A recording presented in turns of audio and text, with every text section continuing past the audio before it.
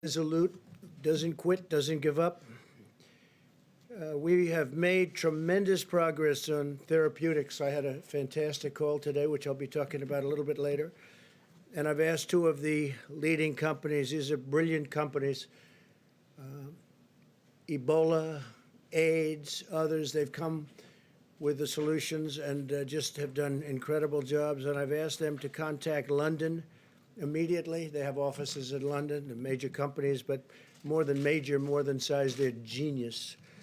And I had a talk with four of them today, and they speak a language that most people don't even understand. But I understand something, that they've really advanced therapeutics and therapeutically, and they have arrived in London already. Their London office has whatever they need, and we'll see if we can be of help. We've contacted all of Boris's doctors, and we'll see what is going to take place, but they are ready to go. But when you get brought into intensive care, that gets very, very serious with this particular disease. So the two companies are there, and with what they are talking about, and it's rather complex and has had really incredible results. We're working with the FDA and everybody else, but we are working with London with respect to Boris Johnson. Across the country, we're attacking the enemy on all fronts, including medical, scientific, social, logistical, and economic. We're pressing into action the full power of American government and American enterprise, and our military has been incredible. We've just sent 3,000 public health personnel.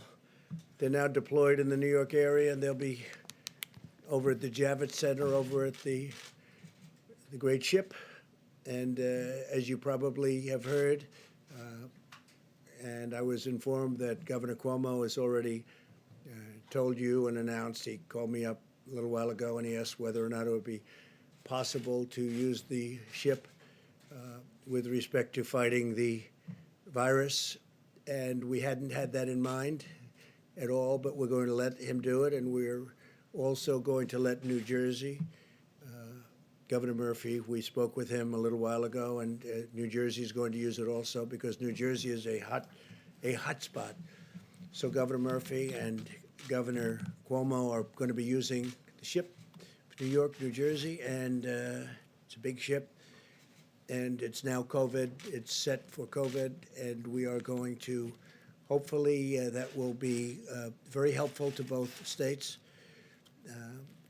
The Javits Center, which is 2,900 beds, just built by our military, also is going to be manned now by the military, and they should be in place tomorrow. And they'll start sending quite a few people over to the Javits Center. It's convenient. It's right in the middle of everything. So that'll be something great. And we appreciated Governor Cuomo's really nice statements, and likewise Governor Murphy. We have worked very well with both of them, and with, frankly, all of the governors. Vice President Pence had a call this morning with them that lasted for close to 2 hours. And I understand there wasn't a negative person on the call. 50 governors, or just about 50 governors. I think they were all on, from what I understood. And they were very positive about everything their federal government has been doing for them. And you'll hear what that is, and it's rather amazing, actually. Nationwide, the Army Corps of Engineers is building 22 field hospitals. These are big hospitals, and alternate care sites in 18 states. So you have a combination of 22 field hospitals. In addition to that, we're building alternate care sites, which is a little bit of a smaller version of the hospital.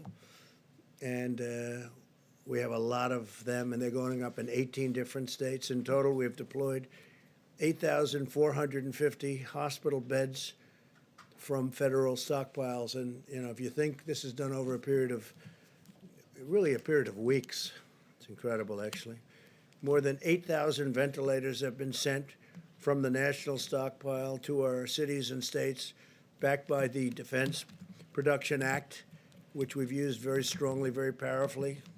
so powerfully that we don't have to use it too much, frankly. And it's nice when you don't have to. We're getting more than we ever bargained for.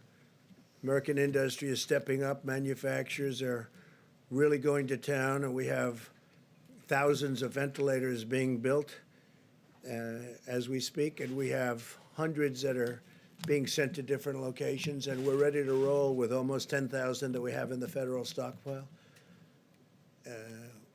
When I say ready to roll, too, I mean exactly what that states. We are, wherever that monster goes, we're able to move with it.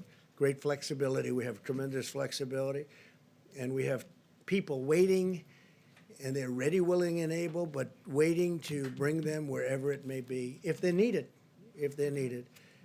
It's possible that they won't be needed, that we're fully stocked, because numbers are coming in where, because of what the American people are doing, we're having fewer hospital visits. I think that could be the case in New York. It could be the case in a few other states. And fewer beds, fewer hospital visits mean fewer ventilators. So we'll see whether or not our original projections were right. But anyway, I had a very good talk with both governors, and I think they're very happy, extremely happy about the what we're doing for them, and especially going all COVID. So that'll take place almost immediately. FEMA and HHS have directly distributed 11.7 million N95 respirators. Think of that. Get the number. 11.7 million N95 respirators, 11.7 million, 26.5 million surgical masks, 5.3 million face shields, 4.4 million surgical gowns, and 22.6 million gloves. 22.6 million gloves. We have also arranged for vast quantities of additional materials to be allocated through donations and existing supply chains. We've also given tremendous medical material and supplies throughout the 50 states and territories. And through Project Airbridge, we have succeeded in bringing plane loads of vital supplies into the United States from overseas. We had an additional 3. These are massive planes, by the way. The big planes are very big, very powerful, and they're loaded to the gills with supplies. And rather than bringing them into our stockpile, as we've discussed, we bring them to all the different locations where they're needed, so we can save a big step and a timely step. Because of my actions under the DPA, I can also announce today that we have reached an agreement, very amicable agreement, with 3M for the delivery of an additional 55.5 million high-quality face masks each month, so that we're going to be getting, over the next couple of months, 166.5 million masks for our frontline healthcare workers. So the 3M saga ends very happily. We're very proud to be dealing now with 3M and its CEO, Mike Roman. I just spoke with him, and I thanked him for getting it done. And Mike was very happy to get it done. Great company. So we're getting 166.5 million masks, and mostly that's going to be for our frontline healthcare workers. Okay, that's 3M. Thank you, 3M. I also want to thank Apple, one of the many great American companies that's really leapt into action. Today, Apple announced that it is now producing plastic face shields for healthcare workers at the rate of 1 million per week. 1 million, and these are the shields that you see on television quite a bit, and they're at the highest level of quality and safety. We're grateful as well to Salesforce, which has donated 48 million pieces of personal protective equipment, including masks, gowns, suits, and face shields. So thank you very much to Salesforce. I urge all of our nation's governors to ensure that the massive deliveries that we've made to your states over the past few weeks are distributed as quickly as possible. So again, we're working very well with the governors. Now, they may see you and say, oh, we're not happy, but they're very happy on the phone. And Mike Pence is a straight shooter, and he had a great phone conversation to them with all of the government, teleconference. And they're very happy, every one of them. Were there any negatives? No, sir. See? I told you. Mike is the greatest. Mike, and you have done a great job, Mike, and I appreciate it. The whole country appreciates it. Thank you, Mr. President. Anthony appreciates it, right? Don't you? See? Everybody appreciates Mike. Special man. So a lot of the things that we've done, again, are going directly to the states. The states seem to be very happy. If they're not, they can call me directly. They can call Mike directly, and we'll make them happy. But tremendous progress has been made in a very short period.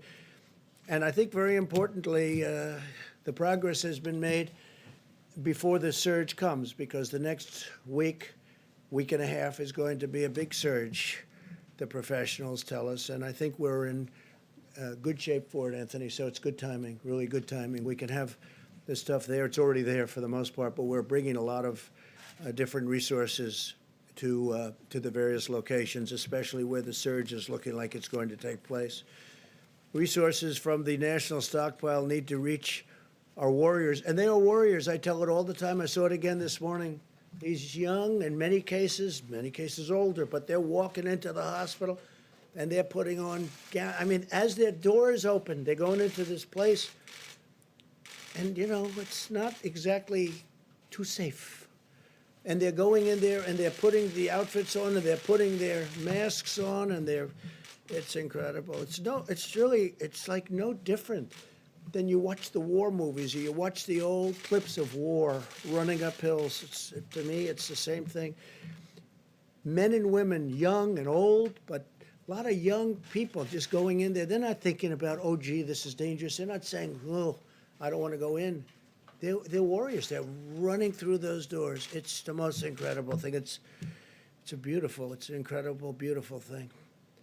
Resources from the national stockpile need to reach these warriors in the hospitals immediately, and we're making sure they do.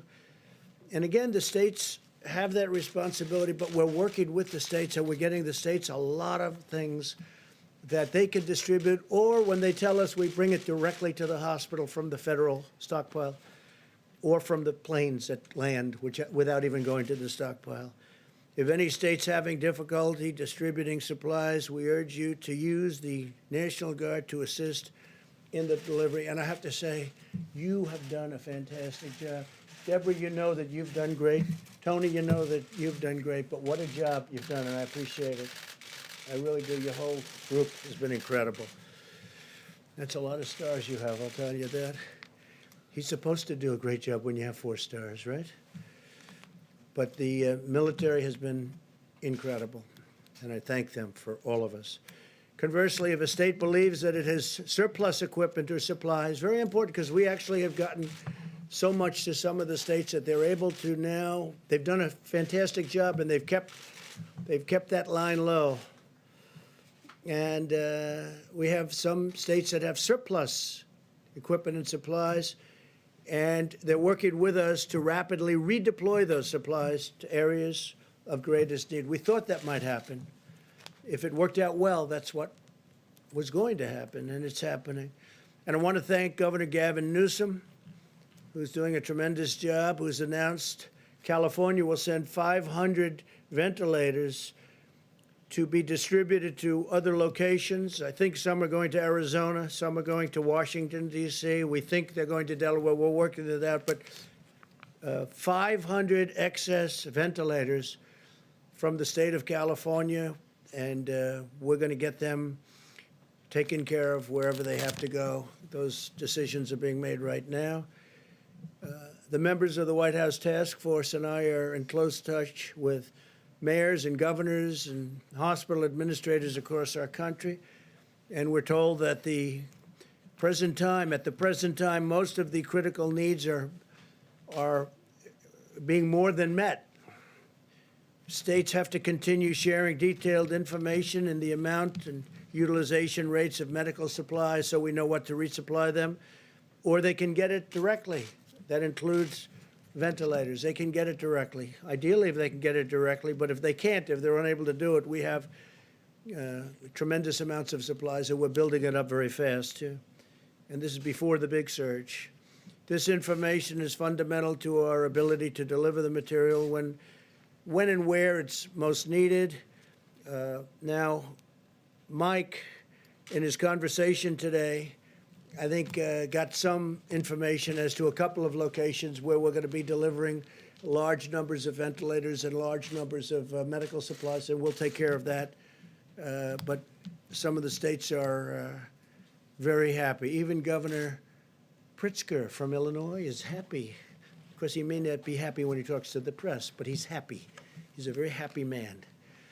We're increasingly hopeful that the aggressive mitigation strategy we put into place will ultimately allow our hospital system to successfully manage the major influx of cases that we have right now. Again, I say that we're finding, because of the incredible job done by the American people, in conjunction with everybody, governors, the military, federal government, state government, local government. I've had a lot of conversations with New York City and Mayor de Blasio. I've gotten to know him. I didn't know him. Gotten to know him. And a lot of people are working hard. Everybody's working hard. A lot of people are doing a great job. I'll tell you that. A lot of people are doing a great job. But the goal is that all Americans have been sacrificing to achieve these last few weeks, things that a lot of people thought were not possible to achieve. And I think we've more than achieved, but we have to go through. Again, we're going to have a rough week. We're going to have maybe a little more than a week. But there's tremendous light at the end of that tunnel. I said it last time, said it last night. There's tremendous light at the end of the tunnel. There's so many things happening with therapeutics, with vaccines, with things that we really want. Deborah, Tony, they're all working so hard on this, but those therapeutics, I mean, look, the vaccines are going to be always a little bit later because of that testing period, but the therapeutics, getting the kind of things that I heard about today, talking to these brilliant companies and brilliant people on the phone was fantastic. It was such an incredible conversation.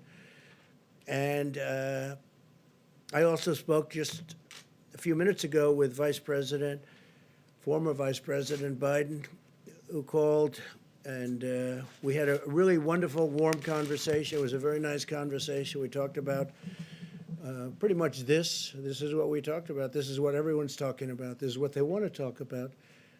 And he gave me his point of view, and I fully understood that. And we just had a very friendly conversation. Lasted probably 15 minutes. And it was really good. It was really good. Really nice. I think it was very much so. I appreciate his calling. As we continue our efforts to develop treatments and cures this afternoon, I spoke with leaders of the American pharmaceutical companies, and just to give you their names, Amgen, Genentech, Gilead, Regeneron. These are four of the greatest in the world for doing exactly what they're doing. And currently 10 different therapeutic agents are in active trials, and some are looking incredibly successful, but we have to go through a process. And it's going to be a fairly quick process, I will tell you, based on what the FDA told me. And another 15 are in plans for clinical trials. So they're advancing rapidly. And today, a second company announced that the FDA has authorized its vaccine candidate to begin clinical trials. So you have Johnson & Johnson is already there. I believe they're the one that's first. And now we have a second company that just announced, and was just approved. So we have two companies at that level for the vaccine itself. We've now performed 100, well, if you think of this, 1.79 million tests. That's 1,790,000 tests nationwide. And I think we're going to put up a screen here someplace. Good. They're on cue. They're just on cue. And here it is. This is the process starting on 5 March and ending right there, right about now, right? That's about it. Yesterday. So, and it's going up at a rapid rate. Nobody has done more testing. And one of the reasons why they say, and I think I can say this, Deborah, very strongly, but one of the reasons that we have more cases is we've done more testing. If I went to some of these countries that have, in my opinion, far more people than we do that had the problem, and if we did the kind of testing proportionally that we're doing, they'd have many more cases than us. But we have more cases because we do much more testing. So when you do the testing, you have cases. Otherwise, you wouldn't know about the cases. People sit home, you don't know about it. But we have now done 1,790,000 tests nationwide. That's more than any other country in the world. Hence, we have more cases. And that number is growing by nearly 125,000 people per day. Think of that one. So it's growing by 125,000 people per day. I told you about South Korea. This is a, vastly faster. And we also have, they say, the most accurate of tests. CVS is launching, and they've been great. 2 new drive-through testing sites in Atlanta, Georgia, and Providence, Rhode Island. And each location will be able to test up to 1,000 patients per day using the ultra-fast 5-minute test developed by Abbott Labs. Now they're down to 5 minutes. They call it the ultra-fast, and it's very accurate. Abbott Labs, I want to thank them. They've been fantastic. We're also speeding urgent economic relief to the American worker and families and the employers. As of today, tens of thousands of small businesses have applied for more than $40 billion in relief under the Paycheck Protection Program. You've all been reading about it, and it's really, it's only been going for a couple of days. It's really been performing well. A couple of little glitches, minor glitches that have already been taken care of, what they say. These funds will result in nearly 2 million jobs being preserved, so we're taking care of our workers, small businesses and our workers. Nearly 3,000 lenders have already made loans under the program, and we're signing up additional lenders very quickly, rapidly. Community banks have been very responsive, and larger banks are also stepping up. If we run out of funds, by the way, we're already preparing because it's going so fast for the small businesses and their employees. We'll ask Congress to refill it immediately. But the banks have been great. The big banks, the Bank of America was right up there at the beginning. J.P. Morgan Chase has been great. After the first day, they really came through, and a lot of the big banks, but the community banks have been fantastic. As we announced last week, we are providing $100 billion in direct support for our hospitals.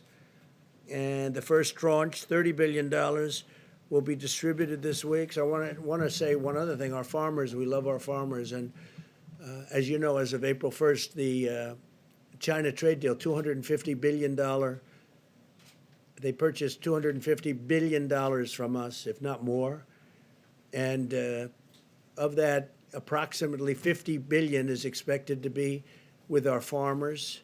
So it kicked in as of April 1st, and we'll see how it goes. It seems like they're buying, so we'll let you know how that's going. But they're buying anywhere from $40 to $50 billion worth of our agricultural product. That should have a huge impact on our farmers, a tremendous impact on our farmers, but we're watching it very closely. To fight the medical war, we've mobilized the unbeatable, and it is unbeatable, strength of American determination, ingenuity, and compassion. I got to see that when I spoke to the great science, because I call them science companies more than drug companies. They're scientists. We've seen businesses, charities, and private citizens making generous donations. So many people are making donations. We've seen states and cities supporting and helping each other and caring for our citizens. And we've seen Americans of all backgrounds and beliefs uniting together to answer the challenge and rise to the moment, and that's what they're doing. Above all, we've been awed and inspired by the exceptional courage of the doctors, nurses, EMTs, and healthcare workers who are the soldiers of this war. No words can ever express the complete measure of our gratitude for these intrepid heroes. One Cleveland patient credited his medical team for not only saving his life through their skill, but forever changing his life through their example of selfless devotion. Couldn't believe it, so generous he was with his statements. And he talked about their bravery in an area that was in such trouble, an area of that hospital where people were dying, and he talked about their bravery. Another survivor in Houston said simply, I will consider them my angels forever. I will consider them, think of that, my angels forever. As our nation endures the depths of loss and grief, we are also witness to the summit of American virtue, character, and courage. With the love and dedication of every American patriot, we will win this battle, we will defeat this enemy, and we will rise from this present crisis with new strength, unity, and resolve. And that's what's happening. Tremendous stories are coming out of this horrible moment, very dark moment for the world. 182. I was saying 151 for a while, and then it got up to 160, and it's 182, as I announced yesterday. 182 countries are being attacked by this virus. So I just want to thank everybody. I want to thank the American citizens for doing a great job. Stay inside, and let's win this, and let's get our country open as soon as we can. I think it's going to be sooner than people think. Things are going really well. Again, light at the end of the tunnel. And with that, I'll take a few questions, and then Mike is going to take over and talk with the Admiral and with the professionals, and we appreciate you being here. Yes, please. Mr. President, you mentioned that you were asking U.S. drug companies to provide treatment to the British Prime Minister. What sort of treatment is that? Is that something that is available Well, to it's the a American very, public? yeah, it's a very complex treatment of things that they've just recently developed, and that they have a lot of experience with, having to do with something else, but recent for this. And they'll be, they've already concurred, they've already had meetings with the doctors, and we'll see whether or not they want to go that route. But when you're in intensive care, it's a big deal. So they're there, and they're ready. I think we have three of them. I spoke with four, you know who the four would be. And you know the people within those. You'd know the companies. I told you the companies, but the people are the greatest in the world. So they're at the hospital, and we'll see. And they have everything with them should it be needed. Hopefully it won't have to be needed, but should it be needed. I found Boris to be a fantastic person, just like a fantastic, warm, strong, smart guy. He loves his country. You see that? I mean, he fought like hell for his country. And intensive care is big stuff, really big stuff. Yesterday you were asked about this as well, but now that he's been moved to intensive care, does that give you and the Vice President any pause or additional concerns, steps that you're taking to preserve Well, the continuity of government here? No, I don't think so. Mike had his test a couple of days ago. I had my test a couple of days ago. So, and we're here, and here you are. So, no, I don't think so. But I think we'll probably, just because of questions like that, I think we'll probably have maybe quite a few tests. It's not the worst idea. You know, the system of testing now is so quick and so easy. So I could see, and you were tested again today? You sure you're okay? I'm okay. Good, then I'm staying here. Yeah. Despite the nearly 1.8 million tests that you say the United States has done, the Inspector General for the Department of Health and Human Services released a report today, a survey of more than 300 hospitals across the country. And the number one complaint from those hospitals were severe shortages of testing supplies and Well, a it's just really wrong. long wait time. I mean, It's a just week wrong. or longer. And did I hear the word Inspector General? Really? It's wrong. And they'll talk to you about it. It's wrong. But this is your own government. Well, where did he come from, the Inspector General? What's his name? It came from the Inspector No, General what's his name? report. What's I his don't name? know his name Well, off the top find of me my his name, let head. me know, okay? If But- you find me his name, I'd appreciate it. But sir, these are hospitals All I can tell that you do is not- this, we sir, put up on the these are board, hospitals- you're gonna ask the Admiral, but These are we are hospitals doing, who say that they're waiting a week or longer Fine. to get You'll their speak to test the Admiral. results. Why but is we've it done still more taking so testing long? and had more results than any country anywhere in the world. They're doing an incredible job. Now they're all calling us, they want our testing. What are we doing? How do you do the 5-minute test? How do you do the 15-minute test? So give me the name of the Inspector General. Could politics be entered into that? Go ahead, please. This is our Go ahead. Thank you, sir. Are you worried about retaliation to your decision to ban export of medical goods, like Indian Prime Minister Modi's decision to not export hydroxychloroquine to the United States and other countries? I don't like that decision. If that's, I didn't hear that that was his decision. I know that he stopped it for other countries. I spoke to him yesterday. We had a very good talk, and we'll see whether or not that's his. I would be surprised if he would, because India does very well with the United States. For many years, they've been taking advantage of the United States on trade. So I would be surprised if that were his decision. He'd have to tell me that. I spoke to him Sunday morning, called him, and I said, we'd appreciate your allowing our supply to come out. If he doesn't allow it to come out, that would be okay. But of course, there may be retaliation. Why wouldn't there be? Yeah, please. Thank you, Mr. President. The Paycheck Protection Program has gotten off to a confusing start for small I don't businesses. think so. I think it's done very well. Wells Fargo has stopped taking applications. Bank of America Not initially anymore, they haven't. prioritized taking applications from clients that were already Bank of borrowers. America has So- been the leader, taking tremendous numbers of applications. And of course, there may have been, they wanted to have a slightly different application. They wanted to have a little different information. But Bank of America has been a leader. They're number one in terms of applications. I wish you'd ask the question differently. Why don't you say it's gotten off to a tremendous start, but there are some little glitches, which, by the way, have been worked out. It would be so much nicer if you do that. But you're just incapable of asking a question Sir, what in a oversight positive measures way. is the federal government It's putting already in done, place it's already to done. ensure that there is It's taken the fairness? measures. It's taken the measures. And we may even do a different system, not with this. We're gonna have to probably add more money to this to save and to keep our small businesses going and to keep the employees of those small businesses working. But it's such a positive event, and you ask it in such a negative way. It just, I wish we had a fair media in this country, and we really don't. Speaking of unfair, go ahead. Mr. President, the acting Secretary of the Navy told the crew of the USS Roosevelt that Captain Crozier was either, quote, too naive or too stupid to be in command. Is it appropriate for the Chief Officer of the Navy to be speaking this way about this captain? Is this Well, I the haven't right heard way- it exactly. I haven't heard. I heard they had a statement that was made. If that were the statement, it's a strong statement. Look, the letters shouldn't have been sent, and certainly they shouldn't have been leaked. This is a military operation.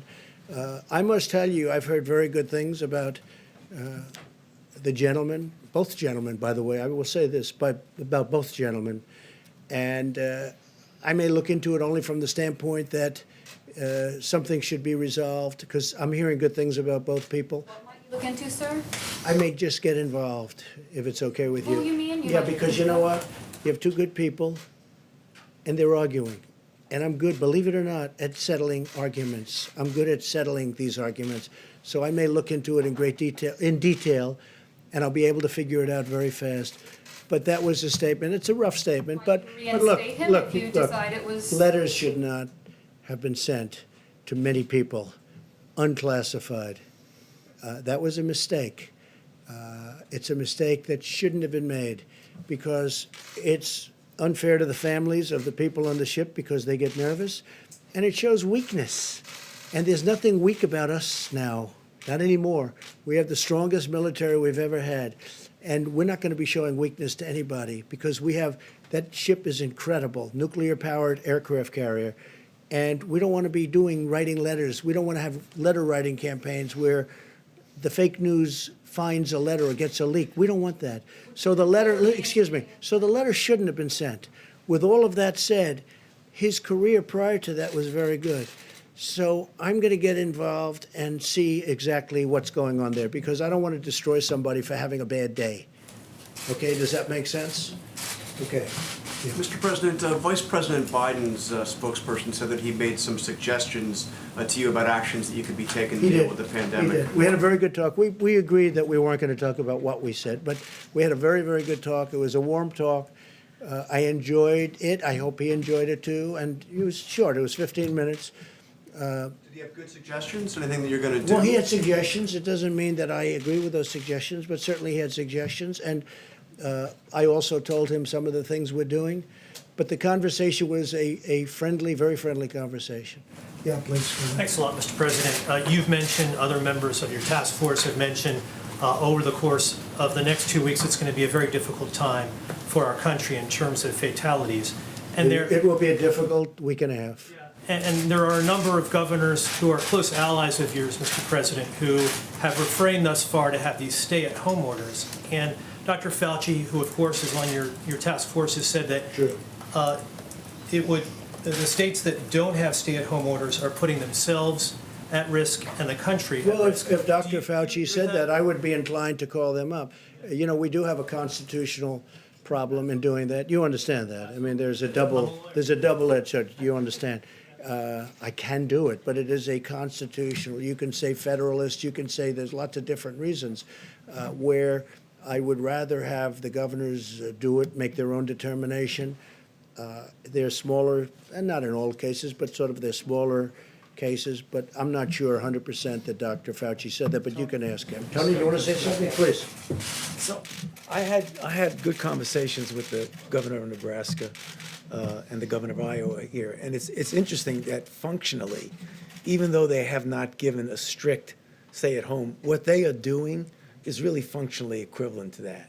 And we had a really good conversation with both of the governors, and when I had mentioned that, I think there was a public response that they weren't really doing anything at all, and they really are doing a very good job, both of them. Those are the only two that I spoke to, but it was a really good conversation, and I want to make sure people understand that just because they don't have a very strict stay-at-home order, they have in place a lot of things that are totally compatible with what everyone else is doing.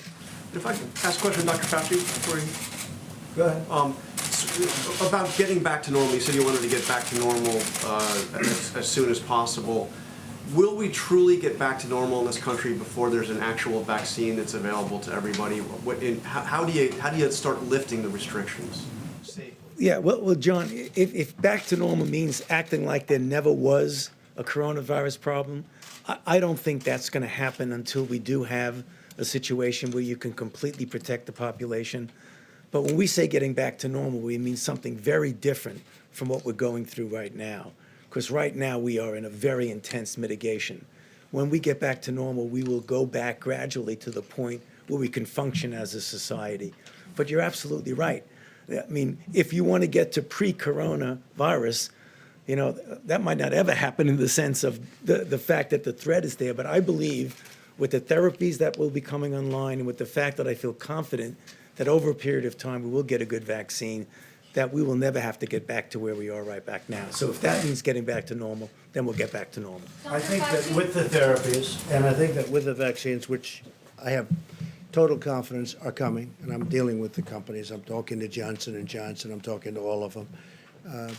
I think that when you add the tremendous stimulus that we're giving, like, for instance, deductibility for restaurant expenses for restaurants and entertainment, the money that we're talking about for small businesses and employees to keep everybody working, and other things that we're frankly working on right now, which are going to be great for our people.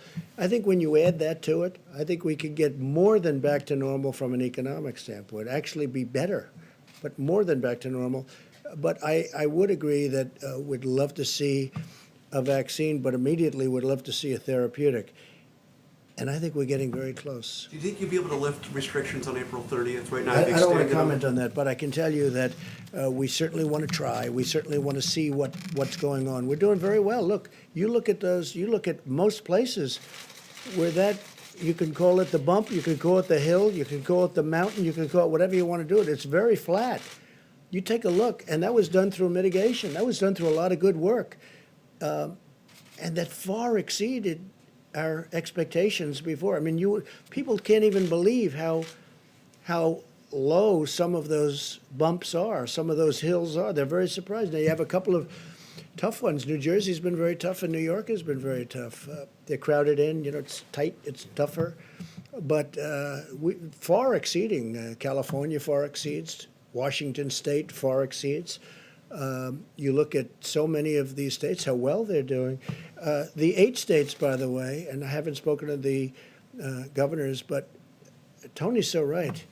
They may not have it from the standpoint that they're saying it, but those people are practicing it, and they're doing a fantastic job. Take a look at where they are in terms of the levels, but take a look where they are. So But if I thought it was something that, and I've looked at him, and I've looked at him very carefully, looked at him today, looked at him yesterday, from a constitutional standpoint, I'd love not to get involved with that. And not from a legal standpoint, just from a moral constitutional standpoint. Because legally, I can. But morally, I believe in our Constitution much more so than most people. And I'd love to be able to let the governors do what they have to do.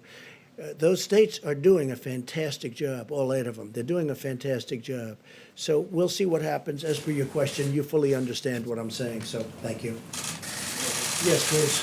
Hi, I have 2 questions if I may, one from somebody outside the room. But first, can I ask, do you think Boris Johnson, when he talked about shaking hands with hospital patients, did he downplay the threat of this virus too much? And do you know exactly what his current Well, I think position is? Boris was looking at it differently. He was looking at it earlier.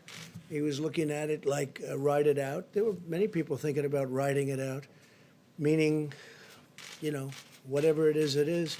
But then you see what starts to happen, and the numbers become monumental, and they decide not to do that. We actually moved early. We moved early because of what we did with respect to the ban on China coming in, and then Europe coming in. That was an early ban, too. And then UK. No, he waited a little while, and he felt that, but he got, he made a decision very quickly thereafter to do what they did, and they've gone to a very strict lockdown. But they're suffering greatly as a nation right now. They're going through a lot. They're a nation that's having a difficult time. But I've gotten to know him. He's just such an incredible guy. It was just so shocking to see that, because you know what that means. Intensive care is a big deal with regard to what we're talking about. That's a very big deal, very scary deal. Yeah, please, Jeff. Just somebody who can't be in the room due to social distancing has asked me to ask a question. It's Thomas Howell of the Washington Times. How many health workers in the US have become infected with COVID-19? And if the answer is not known, will the CDC be publishing that data Yeah, I soon? could get you that information. I think they'd probably be willing to give that, right? Yeah, we could get you that information. Jeff, please. Mr. President, OPEC is meeting on Thursday, and Yeah. they have said that they are willing to make a cut in production if the U.S. chips in as well, which suggests that they want you to ask U.S. producers to do an Well, you're the orchestrated first one that's cut. told me that. I don't know. We'll have to make that decision. And maybe we will, maybe we won't, but we'll have to make that decision. But you would- I think the cuts are automatic. If you're a believer in markets, I can guarantee you there's a cut from pre this condition. Look, this happened because of the virus. The virus knocked out 40%. It went down in 1 hour. I mean, literally, when places closed up, you're talking about a 40% cut. No, I think it's happening automatically, but nobody's asked me that question yet, so we'll see what happens. But you would I'll let you know on Thursday evening. All right, that's the deal. Okay. But you would consider asking U.S. companies to Well, I think it's reduce. automatic, because they're already cutting. I mean, if you look, they're cutting back, because OPEC is asking it's market, for it's demand, it's supply and demand. They're already cutting back, and they're cutting back very seriously. But if OPEC is asking for a signal from Well, the nobody's US, asked me that, so if they ask me, I'll make a decision. Okay? But again, it's happening anyway. Yes, please.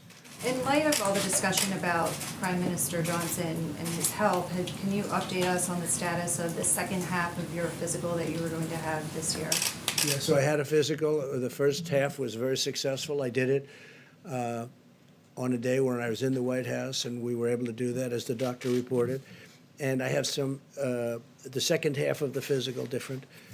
Probably is done at Walter Reed, and I'll do that at the appropriate time, but I feel very good, and according to the doctor, very good shape. And can I just ask you again on the idea of a national stay-at-home recommendation? What is giving you so much pause about making I a told you. recommendation? I told you. He understood very well. I appreciate your understanding. It's not an It's order, called just a the Constitution of the recommendation. United States, and I'd rather have, if possible, for the governors to make the decision. If a decision was very necessary, and they have done a good job, and Tony said it better than anybody, they are doing what we're asking them to do without having to put the seal on it. But I will say, if I thought it was necessary, I'll do it in a heartbeat. Do you agree with the Georgia governor opening the beaches? Opening what? The beaches? I haven't seen, I'm going to have to see to what extent. I'm going to have to see how many people you're talking about, Are they crowded? Are they packed? Are they not packed? We'll have to take a look at it. Right now, it's very early for beaches in Georgia. So it's right now, very early, so I'll take a look at it. He's done a very good job as the governor. He knows what he's doing, but we'll have to take a look. It really does depend on, how crowded it may be. But I will talk to him and I will ask him that question. I would ask him, yeah, please. Mr. President, you said last week that you were considering travel restrictions around hotspots. Is that something that's still on the table, and at what point? We're looking at it, and the airlines have been cutting their routes. You saw that yesterday. They announced big cuts in routes. We need some flights for emergency use for military people. We need some flights for medical people, and there are very few flights, as you know. And the flights that are going out are, I think they said they're 3 to 4% full. You have 3% of the plane is occupied, so they're very, very generally very, very empty planes. But it's good to have. It's a tiny amount of flights relative to the overall, and we need them also for medical workers. Otherwise, we're going to have to do a whole big thing with our own planes. So they're done for a reason. There's also testing done when people get onto those planes, and also when people get off the planes. If I can follow up on this question of the HHS Inspector General, and by the way, her name was Christy Grimm, and it wasn't so much her opinion, but they interviewed 323 different hospitals. Well, it still could be her opinion. When was she appointed? When was she appointed? I'm not sure when she was Would appointed. you do me a favor? Let me know. I'll check. No, on let me what- know now. I have to know now, John. Let me know now. But the point Because is- we are doing an incredible job in testing. We are doing a better job than anybody in the world right now in testing. There's nobody close. And other nations admit this. Other nations have admitted it very strongly. Other nations are calling us, wanting to know about our testing. Let me know when she was appointed, would you? Specifically, Go ahead, what she please. was saying was that there had been a delay in the lab. Okay, thank you lab very results. much. Go ahead, Chris. Thank you, Mr. President. Only last week, there were multiple flights coming from China full of medical supplies. Yes. Companies like Huawei and Alibaba has been donating to Right. the United States People I know very well. 1.5 million N95 masks, and also a lot of medical gloves and much more medical supplies. Sounds like a statement more than a question. And Chinese Ambassador Cui Tiankai last night wrote an op-ed on New York Times calling to cooperation with the United States. So are you personally working directly with China? We just signed a trade medical deal. supplies, also fighting with the It's the virus? biggest deal probably ever made, and I hope they're going to honor that trade deal. If they don't honor the trade deal, then I'll tell you a different answer, but I think they will.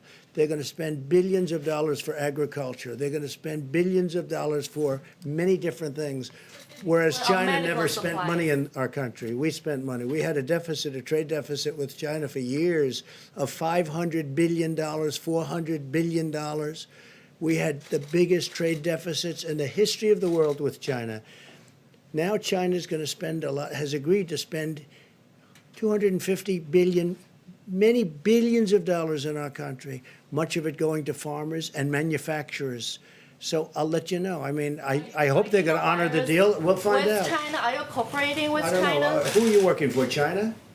You work for I'm China, or are working you with a for Hong newspaper? Kong. Who are you with? Hong Kong Phoenix TV. Who owns that, China? It's Is it owned by based in China? Hong Kong. No, is it owned by the state? No, it's not. It's a private-owned company. Okay, good. Okay. Look, I'll let you know. I'll give you a good answer to that in a few months. I wanted to see what they do. Because it's time for them to help us, okay? It's time right now for China to help us. And hopefully they do. And if they don't, that's okay too. But we signed a deal. It was signed with great goodwill and spirit. And it's time that our farmers benefited, our manufacturers benefited, and we'll see whether or not that deal is honored.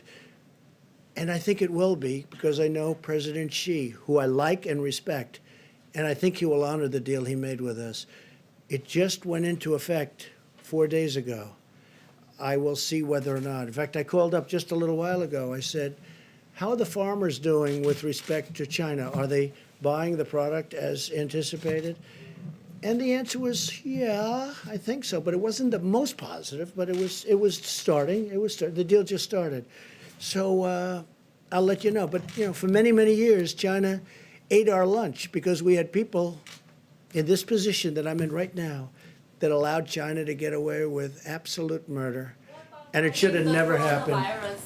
But we are now dealing with China. We'll see what happens. Yeah, please. Mr. President, Wait. I'll tell you How when many she do was you want? appointed. How many do you want to ask? So I was going to answer your question you asked me. She was appointed in January of this year to her current position Good. as the Principal Deputy Inspector Okay, General. we're going to take a look at it. Go ahead. I know you don't want to talk On the Don't- issue don't of interrupt. He's on the issue talking. of small business loans, sir, you said that businesses have applied for $40 billion in loans, but can you tell us how much of that money has actually gone out to the small businesses? I can't tell you, but I know it goes out very quickly once the loan application's approved, and the process is very fast. And you have to understand, these are banks, and that's what they do, but they were swamped. They were actually swamped. Okay, go ahead. I know you don't want to talk about the Inspector General report, but testing is still a big issue in this country. When can hospitals Put the expect? slide up again, please. When can Just put it up. hospitals expect to receive a quick turnaround of Are you these ready? test results? Are you ready? Hospitals can do their own testing also. States can do their own testing. States are supposed to be doing testing. Hospitals are supposed to be doing testing. Do you understand that? We're the federal government. Listen to me. We're the federal government. We're not supposed to stand on street corners doing testing. They go to doctors. They go to hospitals. They go to the state. The state is a more localized government. You have 50 of them, and they can go 50 within here. You also have territories, as you know. And they do the testing. And if you look at the chart, if you take a look, did they put it up? Yeah. Just take a look. And these are testing, and the results are now coming in very quickly. Initially speaking, the tests were old, obsolete, and not really prepared. We have a brand-new testing system that we developed very quickly, and that's your result. And you should say, congratulations, great job, instead of being so horrid in the way you ask a question. Please, go ahead. Mr. President, today. Yeah, I'd love to have the Admiral speak to that question. Yes, it's a great idea. So I can talk a little bit more about testing later on, but as the President said, 1.79 million tests have been done, and this does not count the hundreds of thousands of tests that are done within hospitals that are now currently not reporting, so I'm sure we're well over 2 million. That Inspector General report was done here, 23rd, 24th, during our ramp-up period, quite a long time ago. There was clearly, and it's hard to interpret the report because it mixes up all kinds of things, but clearly there was complaints by some hospitals of a backlog, probably at send-out tests, and that is true. There were several days of backlog at some of the major labs that have been taken care of. We know now that the ACLA labs now have a 24 to 48-hour turnaround. They're doing well over 100,000 tests a day. We now have the Abbott machine that's point of care. That's 18,000 of those instruments throughout the country. The Cepheid machine is now all across the country with a 45-minute turnaround. So we have worked directly with many of the hospitals that have their own laboratory-derived tests. Some of those really, quite frankly, didn't understand the regulatory freedom they have to use other different kinds of instruments or different kinds of reagents. So like they do now, and I'm on the phone with them all the time to make sure that everything is clear. We have a 24-hour call number. But that's what it was there for. And I don't know the Inspector General. I don't know that person. I tell you one thing I have a problem with. If there was such a problem that she knew about or he knew about on March 23rd and 24th, why did I find out about the tests from them on the news media at 8 o'clock this morning? If there was a problem, I think you're ethically obliged to tell me where that is so we can interact with it like I do every single day. But that's a discussion for the future. I think testing is really in a good position right now, and I'd be happy to expand on some of the really good tests that are coming up. How long has that person been in government? Can I ask you that? This did serve in the previous administration. Oh, you didn't tell me that. Oh, I see. You didn't tell me that, John. You didn't tell me that. Did serve in the previous administration. You mean the Obama administration. Thank you for telling me that. See, there's a typical fake news deal. You Now, asked me when look, she was look. appointed. I told you when she was appointed. You're a by your third-rate administration. reporter, and what you just said is a disgrace, okay? You asked me, you said, sir, just got appointed. Take a look at what you said. Now, I said, when did this person, how long in government? Well, it was appointed in the Obama administration. Thank you very much, John. Thank you very much. You will never make it. Go ahead, please. On the ventilators, Well, that's maybe a this is best terrible for Admiral Jawar, but can you tell us today how many ventilators are in the federal stockpile? I'm not going to tell you how many are in the stockpile, but I can tell you that we look at ventilator use granularly every single day in every single state and down to the hospital level. So we have been able to meet and easily meet all the ventilator requirements that have been brought to us by the state. No one has not gotten a ventilator that needs a ventilator. And as far as we can project, looking at all models, every person who needs a ventilator will get a ventilator. I'm a ventilator doc, right? I'm an ICU physician for children. Spent every day of my life managing people on ventilators. This is my community. It's also the Surgeon General's community as an anesthesiologist. So what we have in the stockpile, I think, is not a number that we give out, but we have thousands remaining in the stockpile. And now you're seeing out of the appropriate American spirit that when a state like Washington or California doesn't need that ventilator, they're doing the right thing by moving them around the country. It's about 9,000, just so you understand. That's right. It's about 9,000. And by the way, you didn't tell me also that this Inspector General came out of the Obama administration. You didn't tell me that either. Okay, please, go ahead. Go ahead. I'm looking, sir, just quickly here, I'm looking at this Inspector General's bio. She appears to have served in government since 1999, but I was hoping to ask you about your call with former Vice President Joe Biden. Is there something that you learned on that phone call, and has that changed your No, I opinion? understood his views before the call. Has that changed your opinion about speaking to people I like... just think he's I think he's a nice man. I've always thought he was a nice man. I don't know him. I don't know if I ever spoke to him before, other than to say hello. But I think he's a nice man. We had a very nice call. Do you want to seek now the counsel of some of your predecessors, George Bush, No, but Barack we Obama? may, no, not really. We're doing a great job. Hey, this administration, we inherited a broken system, both militarily, where we've rebuilt our military, where we now have so much ammunition, where, as you remember, a very important general said, sir, we have no ammunition. They want to save money on ammunition. They didn't want to save money because they spent money like nobody ever spent money. But you know what? We now have a great military rebuilt, and we have so much ammunition, we don't know what to do with it, okay? And that's a nice feeling to have. But they also gave us empty cupboards. The cupboard was bare. You've heard the expression? The cupboard was bare. So we took over a stockpile where the cupboard was bare and where the testing system was broken and old. And we redid it. And frankly, it would be okay for a small event, but not for a big event. And they had a chance to do it. Somebody said that a certain person, I won't tell you, but a certain person said this will happen. And that's true. The problem is that person never did anything about it. Previous administrations, they never did anything about it. You know, we all know all about pandemics and all of the things that we're seeing now, but nobody thought it was going to happen. And if we did think it was going to happen, the problem is nobody did anything about it. We did. We have rebuilt the system, and now we're a fine-tuned machine. We built thousands of hotel beds for New York. We moved a ship in that now we're going to make for COVID-19. We are going to make it so that people having this horrible thing happen to them will be able to use the ship. The ship, as I said, is going to be shared with New Jersey, New York and New Jersey. We've done things that are incredible. When you build, 18 hospitals? We built 18 hospitals. We built medical centers all over the country.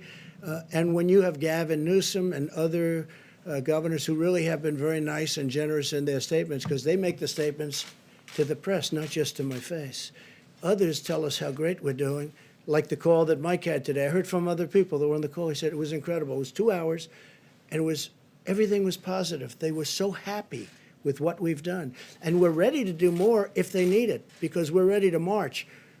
The Admiral can tell you, we are sitting there with 9,000 ventilators, and we're ready to march when we see that we can move very quickly. As soon as we see that need, we can move very quickly. We're ready to march. We built a great system. The problem is the Democrats, like a guy like Chuck Schumer, who's a total lightweight, by the way. I've known him for a long time. He'll say, why don't you put a military man in charge? Military man? I have all military men. This man is doing an incredible job. We have 2 admirals, numerous generals. We have the Army Corps of Engineers. we have FEMA, we have this whole force that like nobody's ever seen before. We have a great military operation, and they've done an incredible job. And honestly, people should respect because nobody's ever seen anything like what we've done. And what they end up with, forget about me, don't worry about me. I will only get bad. If I say, how many ventilators do you need, Governor? 1,000 would be great. I said, nope, I'm going to send you 10,000. And then you'll call up from the media. You'll say, how did Trump do? We're not happy. He didn't send us enough ventilators. Because that's called politics. But if you look at what's happening, and I'm even surprised, the governors are saying all good things. But the Democrat governors, and a couple of rhinos, frankly, they're rhinos. That's all they are, one rhino in particular. But the governors are saying great things. He had a call that lasted 2 hours today. I heard about the call, not just from Mike. It was a perfect call. Now, I'm sure you were on the call, even though you're not supposed to be. I'm sure you were on the call, meaning some of the media was on the call, because they're constantly reporting the call. If they're honest, they will say it was a great call. Okay? Okay, next question, please. Mr. President? Here we go. This one. So, Here we you go. didn't mention the hospitals that were built in New Orleans and Dallas today, but you've mentioned them a number of times previously. There seems to be some concern in Texas that they might lose the hospital in Dallas if it's not We're never used- going to do anything that hurts If Texas. it's not used yet. We're only helping Texas. Is there- By the way, the governor's doing a great job over there with this situation. And Texas is so big, you have some parts of the state that are affected, other parts that aren't affected at all. You know, it's an incredible place. But can they keep this hospital even if it's unused? Or is the federal government going to shift those resources elsewhere? No, we're going to use whatever we need, and we're doing it totally in conjunction with the governor. Okay? We're doing it in conjunction with your Texas governor, who's done a fantastic job. Great. Governor Abbott also has set up checkpoints at the border to check people coming Yep. in from Louisiana. We've seen checkpoints in Florida, other state borders. Americans are not Very really- few people are coming through our border, and you'll be happy to know, we're up to mile 161 of the wall. internal borders between states. Oh, I see, Americans okay. are not But used on the to border seeing- between Mexico, we have 161 miles of wall. About internal borders, Okay. Americans they're not used to seeing border checkpoints between states. How much longer, and is that something that states have to continue with you? First, you want us to call 8 governors and tell them to do something. And then you're complaining that another governor is so strict that he actually checks the borders. I understand why he's doing that, because he knows who he has, and he doesn't want people coming in if they should maybe, not be to Is there the a role for liking federal of the government to doctors. decide No, I think when it's, to look, he's close? done a great job. He's done a great job with this case, as have many other governors, but he's done a great job. One of the things I thought you were going to say is we've been very tough on our southern border, as you know, very, very tough. And part of that's because of the fact that we have so much, when you talk about 160 miles of new wall, nobody's coming through that, nobody, not even close. And we're building it rapidly. We will have, early next year, we'll have close to 500 miles of wall, which is what our goal was. Please go. You mentioned Senator Schumer just a moment ago. He had a conference call today, and he said that he believes that a COVID-4 relief bill will be necessary. Do you share that belief, and what would be contained in such I a bill? don't know necessarily, but I certainly want to listen. And what I want to do is 2 things. A real infrastructure, not a Green New Deal, the carbon footprint. I'm not looking for the carbon footprint. We want to put people to work. But and frankly, for so many years, we've let our infrastructure go to hell because we were wasting all our money in the Middle East and other places, okay? I want to rebuild our country. I don't want to rebuild. We're tired. We've rebuilt, if you call it that. We're destroyed, frankly. What we've done is so crazy. What we have done, the direction that this country has taken is so sad. But we're in the Middle East for $8 trillion. And if you want to fix a pothole in a highway, you can't do it because they don't want to give you the funds. So we want to have an infrastructure bill, a real one, like in the vicinity of $2 trillion to completely rebuild our roads, our bridges, our highways, our tunnels, everything. And I'm totally open to listening to that. I'm also open to listening to and even putting forward, because we're going to be putting something forward, more money for our citizens because they've gone through trauma. This has been trauma. This came out of nowhere. and I say it, and I'll say it again, we had the greatest economy in the history of the world. We had the most people working in the history of our country, almost 160 million people, far more than ever before. And then one day, our professionals correctly came to us and they said, sorry, sir, we have to close down our country. And I said, say it again. Say it again. We have to close down our country. And the entire world closed down because of this hidden enemy. No, we're going to take good care of our people. It was not their fault. Dr. Birx to clarify something that she said on Saturday, Go sir. ahead. Yes, please. May I ask Dr. Birx to clarify something that she said on Saturday? If I may, Dr. Birx, this is a question that comes from a radio colleague of mine, Tamara Keith. And on Saturday, it sounded like you said that for the next week, people in high-risk areas should not even go to the market or the drugstore. Is that what you meant to say, or is that accurate? You know, out of respect for every single healthcare worker that's on the front line, whether they're a nurse, a doctor, a respiratory therapist, the phlebotomist, the persons who come in the rooms to clean, you know, out of respect for them, we as Americans should be doing everything possible. And what I meant was, if you can consolidate, if you can send one person, the entire family doesn't need to go out on these occasions. We really need, this is a highly transmittable virus. We've been saying that we want every American to know that what they're doing is making a difference, but we need to have solidarity of commitment from everyone to really, so, you know, maybe once every 2 weeks, we can do a grocery store and pharmacy shop for the entire family. So it was really about, we have to do everything we can. I know I see on the TV stations the level of human suffering in the hospitals. Dr. Fauci and I and Admiral Giroir have spent our lives taking care of others. We need to take care of each other now as Americans and do everything that's in those guidelines. And I know they're tough. I know incredibly how tough they are. My grandchild of 10 months got a fever of 105 this weekend. I'm the doctor, and I couldn't get there.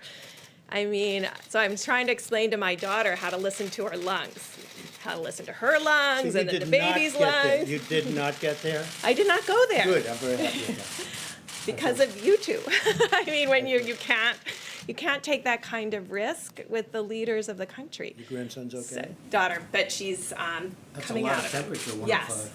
But, you know, we're all, and that's just an illustration that I know you all are making sacrifices, and I guess I want everyone to take this seriously.